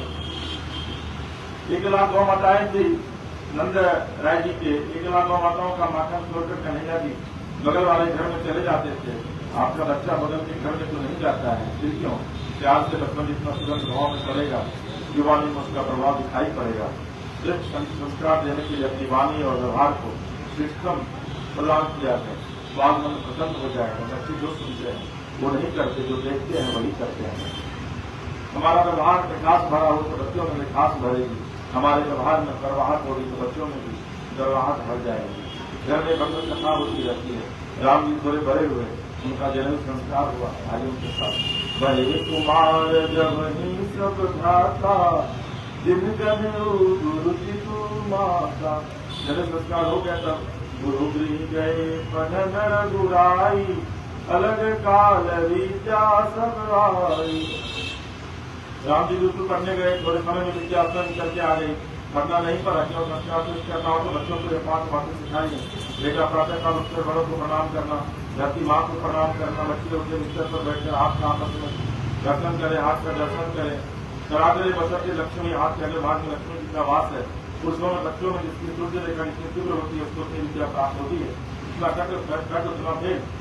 देखिए क्यों बड़ा अच्छा इसमें है, मैं इसकी व्याख्या थोड़ा थोड़ी करता हूँ। सुबह में जितने भी लोग हैं, खास करके जो बच्चे बुजुर्ग हैं, सब लोग सुबह जब भी उठिए तो इस दोनों हाथ को ऐसे ऐसे रगड़ करके, आप इसको बड़े उठने से आके आप मत खोलिए, आप तब खोलिए, उसको रगड़ करके सामने ले आते हैं। सबसे पहले और राम राम का नाम का लेकर के और इस हाथ को देखिए, कहा जाता है कि ये हाथ जो है इसका देवी में लक्ष्मी है। और क्या है कि हाथ में जो ग्रह नक्षत्र जो आपका खराब है ना, वो सुबह सुबह उठ कर उसका दर्शन कीजिएगा राम नाम का लेकर के, वह ठीक होता चला उसको हाथ में साफ करके जरूरत नहीं है। वो आगे की और बिछावन पर से पहला पैर जो है वो दाहिना उतारे। बिछावन पर से पहले माता को बाया करने का तो नियम है ये, संस्कार है सनातन का। और घर से बाहर जब भी निकली तो दाहिना पैर पहले बाहर और प्रभु से सुमिरन करते हुए कहिए कि प्रभु मेरे साथ चलो, मेरे साथ रहना और फिर मेरे साथ वापस लौट करके आना। जीवन में कभी दुर्घटना आपकी नहीं होगी। आप इसको लिख लीजिए आज मेरी इस पंक्ति को। जीवन में बड़ी से बड़ी दुर्घटना अगर आपके साथ होने वाली होगी, वो दुर्घटना कभी नहीं होगी, क्योंकि प्रभु आपके साथ ही आपके साथ रहेंगे और फिर आपके साथ घर वाले। लेकिन हम लोग कोई करता है क्या? मैं तो करता हूँ, आप लोग भी करिए आज से। और जो भी लोग सुन रहे हैं वो जरूर करिए। माता जी आप ही की और घर में भी शिक्षा दीजिए सब पूजा करने की।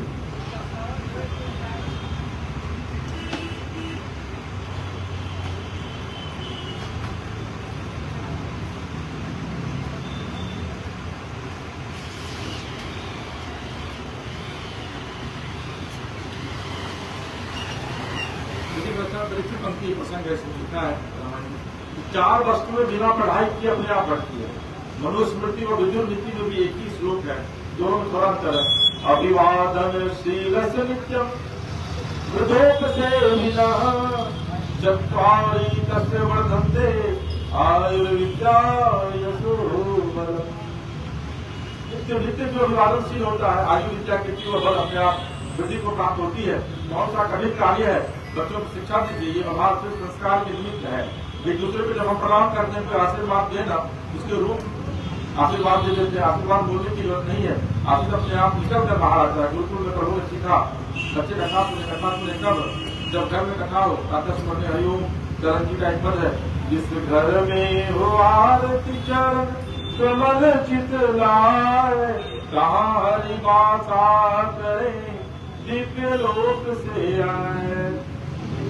भगवान की आरती से उसका प्रबंध सर्वकथा सुनने के बाद भगवान दिव्य लोक में से आकर वास करते हैं। राम जी एक पुराण सुनते हैं, भाई को सुनाते हैं। हम भी घर घर में वातावरण बनाए, घंटा 8 घंटा भगवत कथा हो, बच्चे सुने, उस पर असर पड़े, माता पिता से कहने के व्यवहार हो, जो कुछ भी करे कुछ पूछ कर करे। माँ बाप को संतुष्ट करना, भगवान को संतुष्ट करना है। जनता संतुष्ट हो या संतुष्ट हो, जीव के माता पिता संतुष्ट नहीं होने चाहिए। क्यों? क्योंकि सही पर बड़ा दिन है। मातु पिता गुरु प्रभु चरणों में प्रणवत बारंबार, मुझ पर किया बड़ा उपकार। ये वहां बड़ा है, हमारे राम जी पढ़ने गए, संस्कार में सब आए बच्चों में, ये संस्कार उतारिए, गुरुदेव भगवान को सिखाए, गाइए बच्चियों को। प्रातः काल उठ के रघुनाथा, मातु पिता गुरु ना वही माता। इसमें जो है पंक्तियां और बड़ी इंपॉर्टेंट है। आप बता रहे हैं सुबह प्रणाम करने से क्या होता है, और ये प्रणाम तमाम लोगों को करना चाहिए। तमाम लोगों की कहानी है, मार्कंडेय जी का नाम आप लोगों ने सुना होगा। मार्कंडेय पुराण है, मार्कंडेय बहुत बड़े ऋषि थे। मार्कंडेय जी की आयु अल्पायु थी, मात्र उनकी आयु 8 या 10 साल की थी मात्र। वो उठते थे सुबह सबको प्रणाम करते थे। तो मार्कंडेय जी एक दिन उठे, प्रणाम के सामने आगे नारद जी जा रहे थे, उनको प्रणाम किए, प्रणाम मुनिवर। तो नारद जी ने कहा चिरंजीवी भवा। तो मार्कंडेय जी कहते हैं कि क्या आशीर्वाद है जी, मेरी तो आयु ही 8 साल की है। तो उन्होंने कहा कि जब मैंने कह दिया, नारद मतलब किसी वाणी रद्द नहीं होती है, उसी को नारद कहा जाता है, यानी पिछली बार भी कहा था। तो उन्होंने कहा कि भाई मैंने जब तुमको कहा दिया चलो ब्रह्मा जी मेरे पिता के पास, तो नारद जी को लेकर के गए ब्रह्मा जी के पास। जब वो ब्रह्मा जी के पास ले जाते हैं तो ब्रह्मा जी पूजा में मग्न रहते हैं। नारद जी बोले जाओ जाके पिता जी को प्रणाम कर। तो जाकर के मार्कंडेय जी और ब्रह्मा जी के चरण छू करके प्रणाम किया। तो आंख बंद करते हुए ब्रह्मा जी ने कहा चिरंजीवी भवा। तो मार्कंडेय जी ने कहा कि प्रभु आपने तो मुझे आशीर्वाद दे दिया चिरंजीवी होने का, लेकिन मेरी जो आयु हुई 8 साल की, ब्रह्मा जी आंख खोले, बोले जब मैंने कह दिया तो फिर हो गए। और आपको पता है मार्कंडेय जी 1000 साल जिए थे, तो प्रणाम में इतनी शक्ति कि अगर दूसरे प्रणाम किया तो छोटे बच्चे हमको तो सब करना चाहिए, हम आपको करते ही बड़े हमको भी, और अगर आपको लगता है तो सबको कहिए श्री सीताराम, इससे बात प्रणाम श्री सीताराम, मैं सबको श्री सीताराम ही करता। आपको जानकर बड़ी हैरानी होगी कि मैं मुस्लिम भाइयों को भी श्री सीताराम करता, उसमें कई ऐसे हैं मुस्लिम भाई जो पढ़े लिखते हैं, वो भी हमको कहते हैं श्री सीताराम। मैं आपको सुनाऊंगा मोबाइल पर बात करूंगा। तो देखिए जो लोग वाकई में पढ़ा लिखा है ना, वो समझता है इस चीजों को कि राम ही रहीम, राम और रहीम एक ही है, राम और रहीम में कोई अंतर नहीं है। अभी देखिए ना रमजान खत्म हुआ है, और रमजान ये राम जान है, चतुर्मा की लोग भी पूजा करते हैं ना, तो धर्म में सब एक ही है। हम लोगों ने उसमें आकर के विकृतियां कर दी, मनुष्य अपने स्वभाव में ला करके कि हम हिंदू हम। अगर भगवान के घर में भेद रहता तो मुस्लिम जो इस्लाम है जो मानते हैं उनके बच्चे भी जो पैदा होते तो वो खतना कराए हुए पैदा होते, वो खतना करवा करके उसके यहाँ बनाया जाता है। बेसिकली ये पूरी दुनिया सनातन इसको जान लीजिए, कई लोग मेरे शत्रु भी हो जाएंगे ये बात सुनते थे, क्योंकि ये सच्चाई पूरी सृष्टि सनातन है।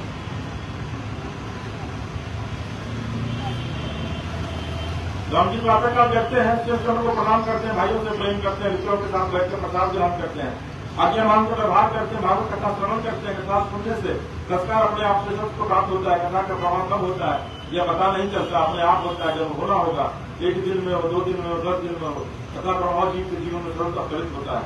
राम जी पढ़कर आए, जब महामुनि विश्वामित्र जी यज्ञ करते हैं तो असुर लोग यज्ञ विध्वंस कर देते हैं। रावण ने पूरी धरती पर असुरों को फैला दिया, जैसे आजकल फैला दिया गया है। लोगों ने यहाँ बम फोड़ो, वहां बम फोड़ो, वहां से फोड़ो, जहां लूटो, देख रहे हैं कितना असुर है। सब तो असुर है मैक्सिमम लोग, असुर है कहाँ? जहां देखिए असुर है, जहां देखिए मारपीट हो रहा है, जहां देखिए अच्छा कपड़ा पहन लेगा, भगवत कपड़ा पहन लेगा, जाके गलत काम करेगा, गुगल करेगा, तो मैक्सिमम तो असुर ही है जगह पर। विश्वामित्र महाराज जहाँ में अवश्य को देखा, ब्रह्मा ने प्राप्त लिया है, चले प्रभु को ले आए, इसलिए आए हैं। वो काल संबंध महाराज दशरथ जी के पास बनाए, स्वागत हुआ। राजसभा में लाकर सादर कर ज्योति महाराज ने पूछा, प्रभु आज तक आपने ऐसी कृपा कर ली कि किस कारण से आपका आगमन हुआ है। देखिए संत महापुरुषों का एक कर्तव्य है कि वो समाज की समस्या पर अपना ध्यान दे। तब मुनि मन किन्ने विचारा, प्रभु अब तेरे हरण नहीं भारा, एवं किस देखो पद जाई, करे विनती यादव देव भाई। विश्वामित्र जी ने विचार किया कि मैं चलो और ले आऊं, ये अच्छी रक्षा हो, असुरों को मारना है तो नहीं है। पहले उसके बाद जो है तो फिर वो जाते हैं वहां पर, और विश्वामित्र जी से वो जाकर के भगवान को मांगते हैं। विश्वामित्र जी ने कहा है दशरथ जी से, अरुण समेत देहु रघुनाथा, निश्चर बज मैं हो रसनाथा। अरे चक्रवर्ती जी से मांगा रघुनाथ जी, चक्रवर्ती जी के चेहरे की भाव भावनी में बदल गई। विश्वामित्र महाराज ने कहा, देहु भूप मन हर्षिता, तजहु मोह अज्ञान, धर्म सुजत प्रभु तुमको, इन कहति कल्याण। राजन प्रसन्न मन से दीजिए, आप अज्ञान का त्याग कीजिए, आपकी कीर्ति बढ़ेगी, इन बच्चों का भला होगा। राम जी को मांगा विश्वामित्र जी ने, तो महाराज हृदय से व्यतीत हो गए। बोले चौथे पद में जो 4 पुत्र मिले हैं महाराज, आपने विचार कर नहीं मांगा, सारे पुत्र मेरे प्राण के समान प्रिय हैं, राम को देते नहीं बनते, कैसे दो? गुरुदेव भगवान कहते हैं चक्रवर्ती जी रो पड़े, यह बोलकर राघव को मैं न दूंगा, मुनिनाथ मरते मरते, राघव को मैं न दूंगा, मुनिनाथ मरते मरते, मेरे प्राण ना रहेंगे, मेरे प्राण ना रहेंगे, यह दान करते करते, राघव को मैं न दूंगा, मुनिनाथ मरते मरते। आज अगर चक्रवर्ती जी ने कहा कि मैं राघव को आप ही नहीं दूंगा, क्यों? वृद्धावस्था में आपको पता है दशरथ जी को 70 साल की उम्र में किसी की फांसी चौथे पर क्यों वृद्धावस्था में ये 4 बच्चे पाए हैं देने के लिए। आदमी कोई भी काम से मांगता है, किसके पास होती है, किसके पास नहीं होती, उसको कोई मांगता भी नहीं। हमसे कोई कुछ मांगे और हमारे पास है तो उसी समझ कर उसको देते रहना चाहिए। क्यों? क्योंकि मांगने वाला हमको भराई देने के लिए हमसे मांग रहा है। देखिए, मांगने वाला छोटा नहीं होता, मांगने वाला हमसे मांग रहा है, कभी हम बड़े हैं, हम बड़े न होते तो हमसे कोई क्यों मांगता। साहब अपने से छोटे से कोई मांगता है भला, सोच लीजिए, इसकी ध्यान रखिए। भगवान ने हमें देने के लिए दिया है, जो देते रहे तो बढ़ता रहेगा, जो देगा उसी का बढ़ा रहेगा। धन से मन से और धन से सब विश्व का भला हो। पिताजी महाराज के साथ संवाद करते समय धर्म की परिभाषा बनाएगी, पर इसके बाद कोई धर्म नहीं। इसकी व्याख्या है, परहित बस जिनके मन माही किन्हू कहूँ जग दुर्लभ से सुनाए। मन में रखिए, परिहित करना है, भला करना है। तो चक्रवर्ती जी महाराज ने मना कर दिया, विश्वामित्र जी ने वशिष्ठ जी को देखा, समझाइए महाराज चेले को। वशिष्ठ जी को क्यों समझाएंगे, वशिष्ठ क्यों समझाएंगे, क्यों नहीं समझाएंगे। वशिष्ठ जी के पास एकदम चालू करते हुए जब विश्वामित्र जी ने इशारा किया, तब वशिष्ठ बहुत विधि समझावा, निर्संदेह नाश का पावा, अति आदर दो तने बुलाए, हृदय लाई दो भाषा सिखाए। वशिष्ठ जी ने बहुत समझाया कि चक्रवर्ती महाराज राम लक्ष्मण जी को बुलाए, हृदय लगाकर सिखाए, भैया मुझे के साथ जाइए, उनकी सेवा करिएगा, जो कहे उसका पालन करिएगा। संस्कार बच्चों को बैठाकर सिखाना चाहिए। काम एकदम आज की तारीख में बंद हो गया है। चक्रवर्ती जी महाराज ने दोनों भाइयों को विदा किया, चले। माता पिता बुजुर्गों ब्राह्मणों देवताओं को वंदन करके मेरे प्रभु चले। सरयू जी को प्रणाम किया, चलते चलते मक्सर आ गया, तारक बन पड़ा, तारका दिखाई पड़ी। गुरु जी ने दिखाया, राम जी को देखिए तारका आ रही है। अनेक मुनियों को इसने खाया, तारका चित्रा करके बोली, ये बात बहुत सावधान। लक्ष्मण जी ने देखा, भगवान ने लक्ष्मण जी को शांत किया, न मैं संभालता हूँ। भगवान ने एक बाण निकाला, तारका पर छोड़ दिया, क्योंकि तारका ने भगवान का दर्शन कर लिया, तब परिणाम कुछ और हो गया। एक ही प्रभान प्राण हरि लिन्ना, दिन जानी निज पद लिन्ना। क्योंकि दरअसल में तारका जो है वो रावण की नाली थी, और उसकी व्याख्या है तो मैं यहाँ कर दूँ। उसके बाद कमोवेश यही पूरी कहानी है। बालकांड में तारका जो है वो रावण की नाली थी, मारीच और सुबाहु दो मामा थे। तो रावण हर जगह पे रक्षक के तौर पर महिलाओं को लगाया, क्योंकि रावण को यह पता था कि राम चूंकि रघुवंशी है और रघुवंशी कभी भी महिलाओं पर हाथ नहीं उठाता है। हालांकि अब तो मारने लगा रघुवंशी महिलाओं को, मारता आपकी पत्नी को मारता है रघुवंशी, लेकिन उस समय रघुवंशी महिलाओं पर हाथ नहीं उठाते, इसलिए रावण हर जगह महिलाओं को लगा दिया था। राम जी आएंगे तो महिला पर हाथ नहीं उठाए। तो तारका की नानी थी, सुबाहु और मारीच। तो भगवान राम जो है वो तारका को नहीं मारना चाह रहे थे कि महिला है कैसे मारे। गुरु समुद्र ने कहा कि मारो, इसलिए इसको अगर नहीं मारोगे तो कितने संतों का ये भक्षण कर चुकी है, और तुम धर्म की स्थापना करने के लिए तारका का वध कर रहे हो कि तुमको ये पाप नहीं लगेगा ना। तो उसके बावजूद तारका वध का पाप लगा भगवान राम की जान लीजिए। तो भगवान राम तारका का वध किए, तेरी खेल में मार दिए तारका को, सुबाहु को मार दिए, मारीच को नहीं मारे। काहे नहीं मारे? क्योंकि भगवान राम को ये मैसेज देना था कि रावण को कि मैं आ गया हूं। तो तीर के ऊपर से जो तीर होता है, जो तीर उसको निकाल लिए भगवान, तो फिर फर हो जाता है, तो फर कहा जाता है। तीर जब निकाल लीजिएगा तो फर होता है। उससे जब मारे वहां से मारीच को, तो मारीच वहां से 100 योजन समझिए 1200 किलोमीटर दूर जाकर लंका में गिरा मारीच। तो भगवान राम ने रावण को मैसेज दे दिया कि मैं आ गया हूं, तुम्हारा वध करने। तो मारीच को मार देते। तब ना फिर मारीच को जाके रावण कहा कि मामा आप जाइए सोने का मरीच बन गई। तब मारीच आए थे बाद में। तो चक्रवर्ती जी ने दोनों भाइयों को विदा किया। माता पिता गुरुजन ब्राह्मण देवताओं को वंदन करके और फिर तारका वध होता है। एक मांग में तारका के प्राण का हरण कर लिया और उनका दिन आज करके भगवान ने उसको नित्य स्वरूप प्रदान करके अपने धाम भेज दिया। तारका को भी भगवान ने अपने धाम भेज दिया, मोक्ष दे दिया। भगवान का स्वभाव है, कभी भगवत की बुराई मत देखिएगा। पुण्य करते रहिए, शरण में चलते रहिए। भगवान ने तारका को सदगति दी तो विश्वामित्र जी पहचान गए। तब ऋषि निज नाथ नहीं जिय जितनी विद्या निधि गौरी जाति।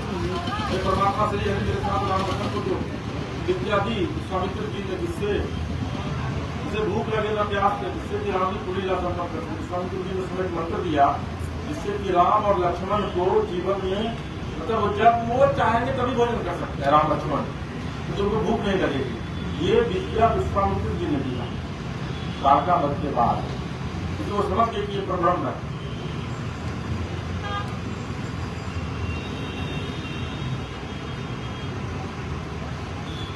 इसीलिए अति बला राम विद्या गुरु जी ने दी प्रभु राम लक्ष्मण को। विश्वामित्र जी राम जी के शिक्षा गुरु है, वशिष्ठ की शिक्षा गुरु है, वही अगस्त्य ऋषि आध्यात्मिक सब गुरु है। 3 गुरु जी हैं राम जी के। आश्रम में रहना चाहिए, आश्रम में लाए अनुमूल फल की और सबसे विश्वामित्र जी ने सब रामार्पण कर दिया। काल हुआ तब राम जी ने शिक्षा प्रभु अब आप निर्भय होकर यज्ञ करिए, मैं संभालता हूँ। उसके बाद से बक्सर में यज्ञ होने लगा। ये घटना जो है वो बक्सर की है। आज भी आप जाइएगा बक्सर तो वहाँ पर वो आपको जगह देखने को मिलेगा, गंगा किनारे ये जगह जहाँ पर स्थापना का हुआ था। भगवान ने अपनी बाण सुबाहु को मारा, विध्वंस हुआ, बिना फल का एक मरीज को मारा और समुद्र के 100 जन प्राप्त लंका में गिरा। जो भगवान ने संदेश भेजा मामा के माध्यम से भाग्य को, मैं आ गया बेटा, बहुत देर नहीं लगेगी तुम्हारे पास आते हुए। सूत्र है जगह अच्छा भगवत का प्राण क्या सुना रहे हैं विश्वामित्र महाराज। राम जी सुनते हैं, यद्यपि प्रभु सब जानते हैं फिर भी सुनते हैं। कथा श्रवण मात्र से उनकी वृद्धि होती है।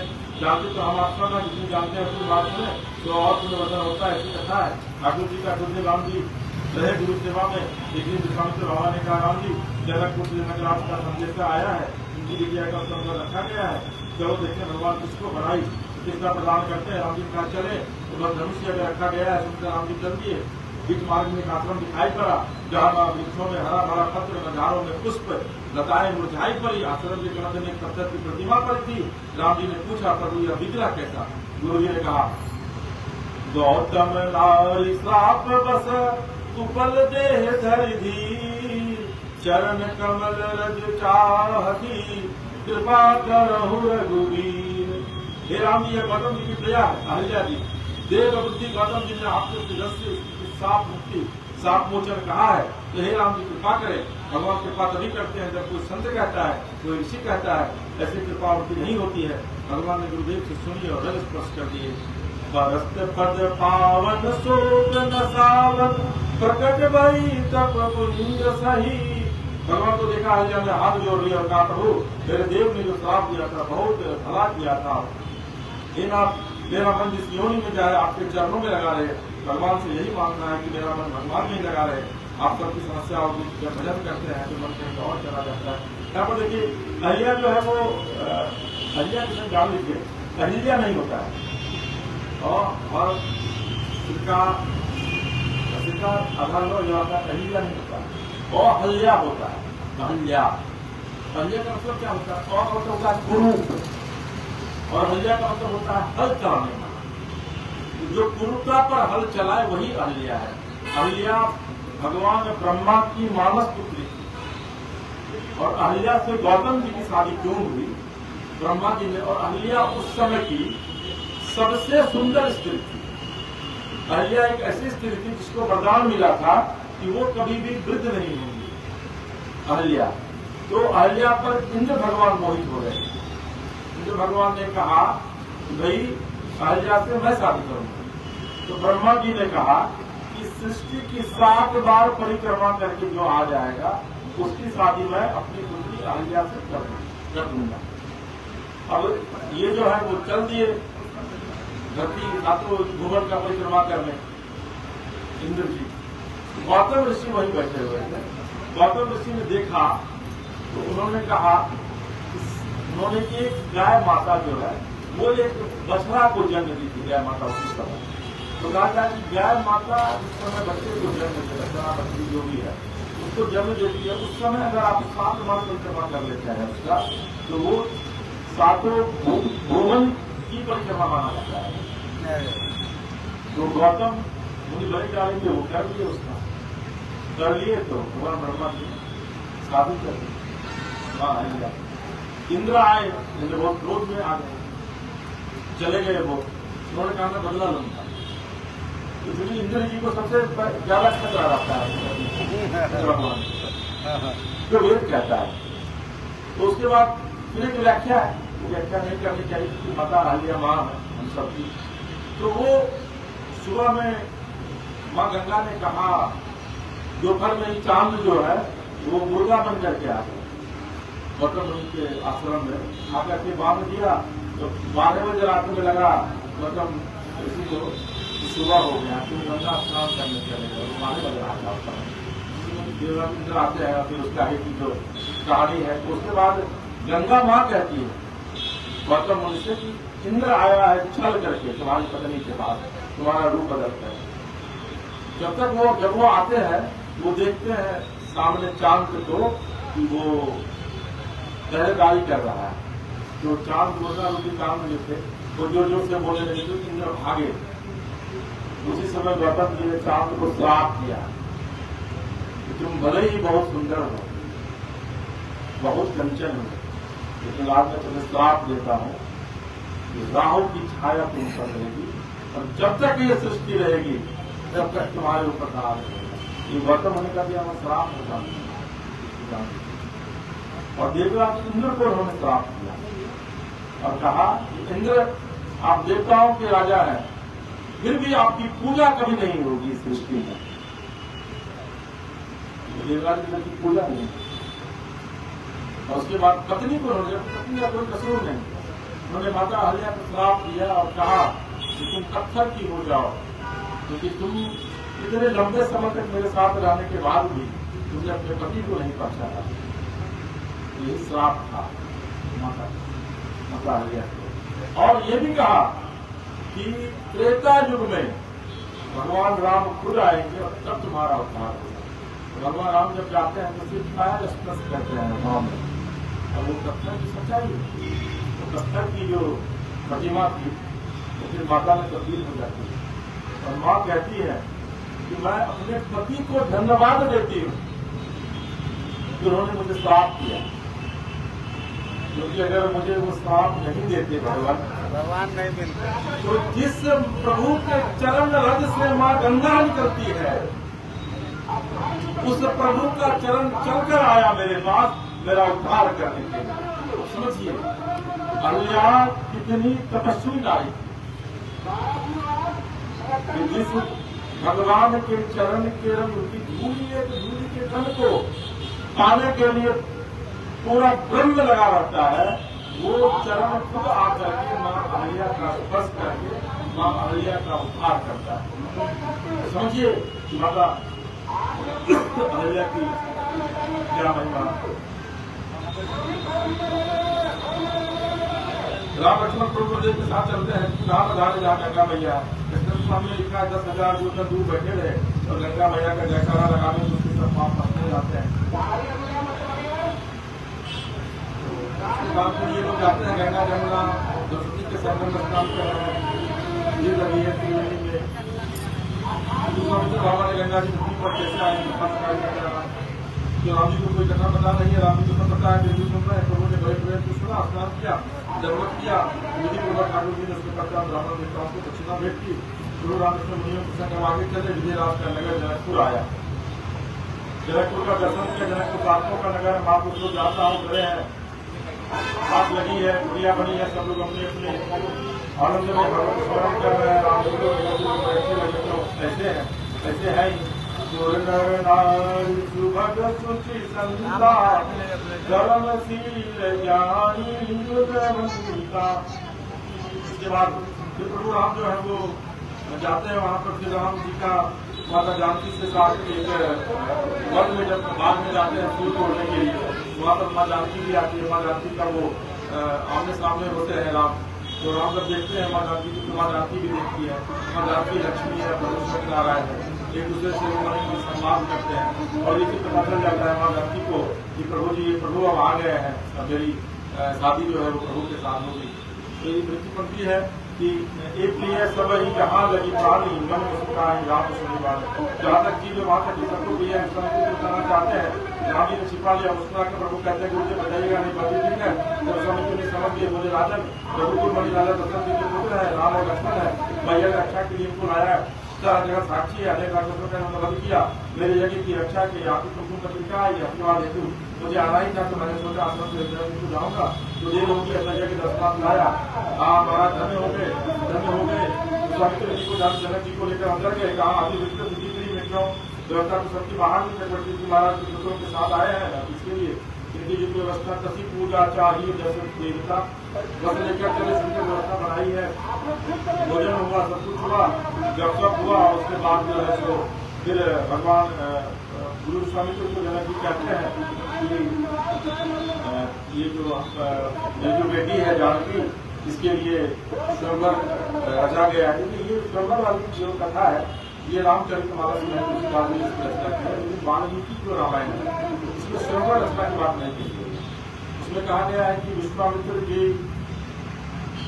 बुलावे पर जब जाते हैं राजा जनक जी के बुलावे पर तो साथ में राम लक्ष्मण जी को लेके जाते हैं और वहां पर जो भगवान का धनुष है पिनाक महादेव का, उस पिनाक को जाकर के भगवान उठाते हैं और वो पिनाक खंड टूट जाता है। उसके बाद शादी होती है। ये वाल्मीकि रामायण है। जो रामायण है उसमें साथ ही लिखा हुआ है कि भगवान जब जाते हैं वहां पर तो विधिवत वहां पर जनक जी के द्वारा जो है यह कहा जाता है कि भाई मैंने एक प्रण में रखा है जो भी इस शिव के पिलाक को उठाएगा उसको तोड़ेगा उसी से मेरी पुत्री का विवाह होगा, उसी के गले में जाकर मेरी पुत्री जयमाला डालेगी। वहाँ कई देशों देश से राजा आए हुए थे। हालांकि ये भी कहा गया कि रावण भी आए थे, लेकिन कुछ शास्त्र कहता है कि रावण नहीं आए थे। और वहां पर सभी लोग जाकर यत्न करते हैं उसको माँ जानकी के पिलाक को उठाने की, लेकिन कोई भी नहीं उठा पाता है। और अंत में तब जनक जी कहते हैं कि क्या ये सृष्टि क्षत्रियों से विलीन हो गई है? क्या इस सृष्टि में कोई भी ऐसा ताकतवर व्यक्ति नहीं है जो इसको उठा सके? क्या मेरी बेटी जनक जी कुंवारी ही रह जाएंगी? जब वो यह बोलते हैं तो लक्ष्मण जी बहुत क्रोधित हो जाते हैं और लक्ष्मण जी कहते हैं कि आप किस पिलाक की बात करते हैं? ऐसे ऐसे कई धनुषों को हमने खेल में तोड़ दिया है। लक्ष्मण जी बहुत गुस्से में रहते हैं। फिर उनको राम जी समझाते हैं और चूंकि ये कहते हैं लक्ष्मण जी कि मैं अभी एक सेकंड में इस धनुष को तोड़ दूंगा, और वो भी कैसे? तो प्रभु राम अपने बड़े भाई प्रभु राम के प्रताप से मैं तोड़ दूंगा। ये विश्वामित्र जी को शांत करते हैं और राम जी से कहते हैं कि आप राम जी अब जाइए और जाकर के धनुष को तोड़िए। फिर राम जी वहां जाते हैं, जाकर के उस धनुष को प्रणाम करते हैं और प्रणाम करने के बाद जैसे ही हाथ से उठाते हैं बहुत कड़ाके की बिजली चमकती है। वहां जितने भी लोग बैठे हुए थे किसी ने धनुष को टूटते हुए नहीं देखा और वो धनुष खंड खंड में विभक्त हो गया। समझिए बहुत जोर की बिजली चमकी, सबकी आंखें बंद हो गई और वो धनुष भगवान उठा लिए। भगवान को धनुष उठाते हुए किसी ने नहीं देखा है, सिर्फ स्पर्श करके देखा। अब देखिए मुझे कल्पना कीजिए कि क्या जो मां जानकी अपने बाएं हाथ से उस धनुष को उठा करके नीचे में साफ कर दी, क्या उस माता सीता का अपहरण हो सकता था? जिस पिनाक को पूरी ताकत लगाने के बाद ब्रह्मांड नहीं उठा पाया, क्या उस मां को रावण उठा लेता? इस सब रचा हुआ है क्योंकि रावण का वध सिद्ध भी होना चाहिए। तो भगवान खा लेते हैं अचानक, जैसे बहुत देश का जना होती है परशुराम किया जाता है। परशुराम कौन है? भगवान के छठे अवतार। परशु मतलब शिव का अंश और राम मतलब नारायण का। तो परशुराम शिव के उपासक है, राम भी शिव के उपासक है। परशुराम शैव और वैष्णव दोनों है, राम भी शैव और वैष्णव दोनों है, रावण भी शैव और वैष्णव दोनों है। परशुराम भी शिव को मानता है, आराध्य है, और राम स्वयं है वह। राम भी शिव को आराध्य मानते हैं, राम स्वयं है वह। और रावण भी शिव को मानता है आराध्य और वैष्णव है तो वो भी राम को मानता है। देखिए क्या युक्तियां मिली हुई। तो परशुराम आते हैं और कहते हैं कि भाई कौन ऐसा मूर्ख था जिसने इतनी बड़ी गलती की, इस धनुष को तोड़ दिया। परशुराम बहुत गुस्साते हैं, तो लक्ष्मण उसके साथ संवाद करते हैं। लक्ष्मण कहते हैं इतना जोर से मत बोलिए, प्राचीन से बात कीजिए, और इस धनुष को तोड़ दी तो काहे करता चिल्ला रहे हैं। कई बार बात हम लोग जब बच्चे थे तो कई बार धनुष को तोड़े उठा उठा करके, उस वक्त आप नहीं आए और अभी आप आ गए हैं। तो वो कहते हैं मूर्ख बालक, तू पता है मैं कौन हूं, मैं परशुराम हूं, बच्चा हूं, कभी हर जो है मैं अलग कर दो। तो कहते हैं कि खीरा बाती है क्या हम। लक्ष्मण जी कहते हैं परशुराम को क्या बोल रही है, खीरा बाती है, इसे तोड़ दीजिएगा। तो वो लक्ष्मण जी जो है तो भगवान को कहते हैं, लक्ष्मण जी जो है उनकी तरफ राम जी इशारा करते हैं कि लक्ष्मण। उसके बाद जो है वो परशुराम कहते हैं और राम जी कहते हैं कि आपको फिर से परशु और राम है, आपको मैं क्या कहूं और मैं आपको चुनौती करूं। तो कहते हैं तू मुझे बहुत बेवकूफ समझता है क्या राम, एक तरफ अपने भाई से तू मुझे गाली दिलवा रहा है, तू मेरा भाई पकड़ रहा है, तू मुझे जानते नहीं हो राम, तू मैं कितना शक्तिशाली हूं। तुझे परशुराम के मुझे क्रोध बहुत था, मैं अभी चाहूं तो अंत कर दूंगा।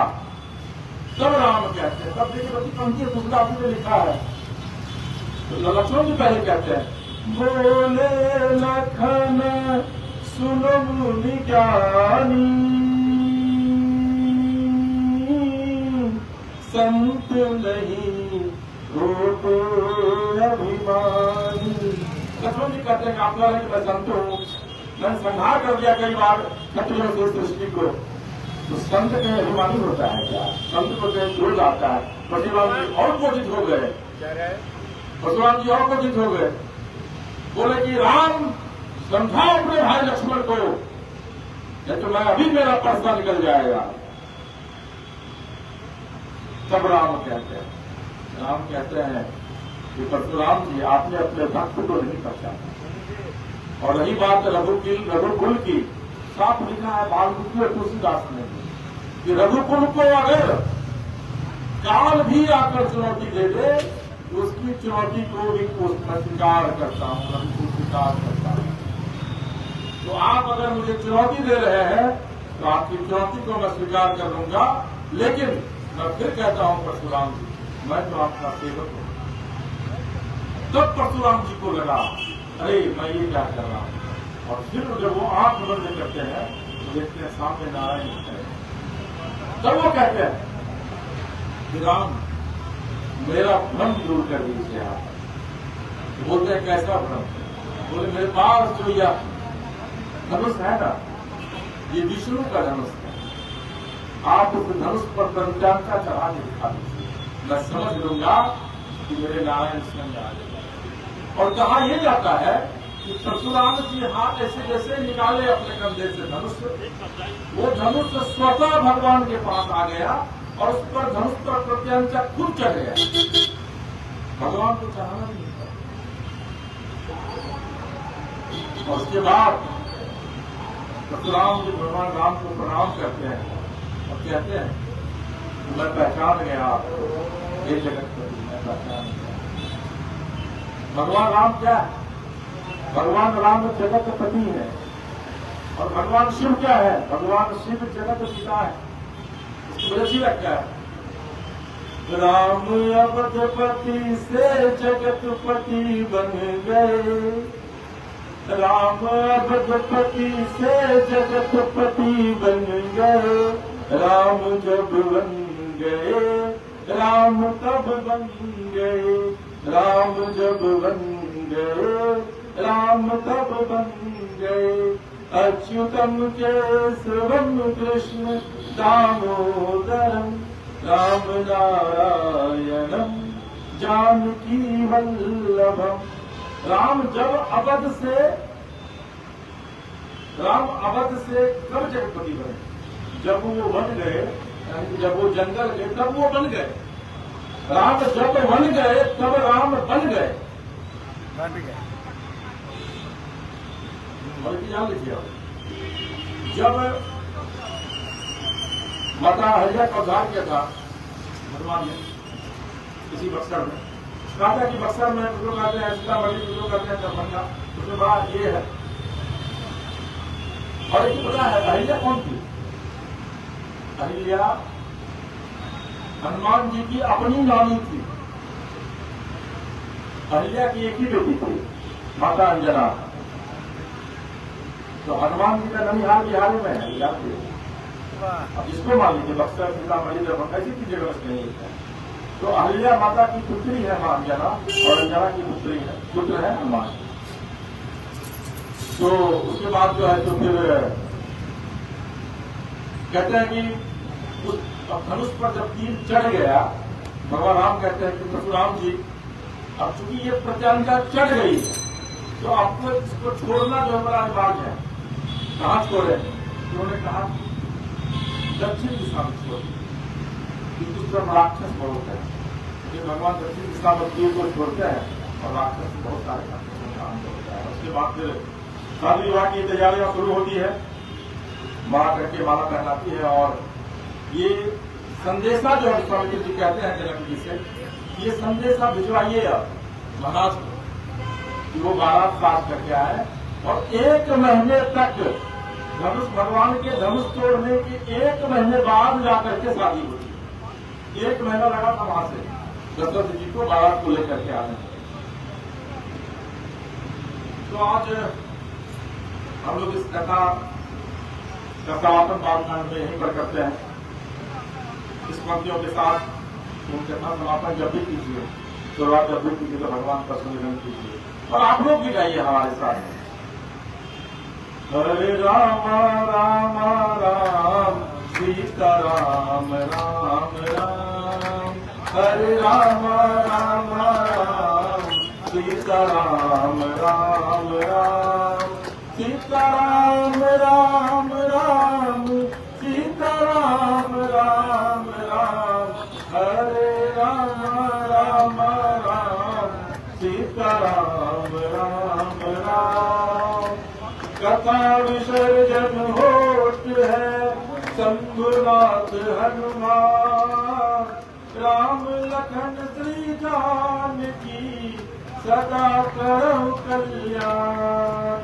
बोलिए राघवेंद्र सरकार की जय, बोलिए पवन पुत्र हनुमान की जय।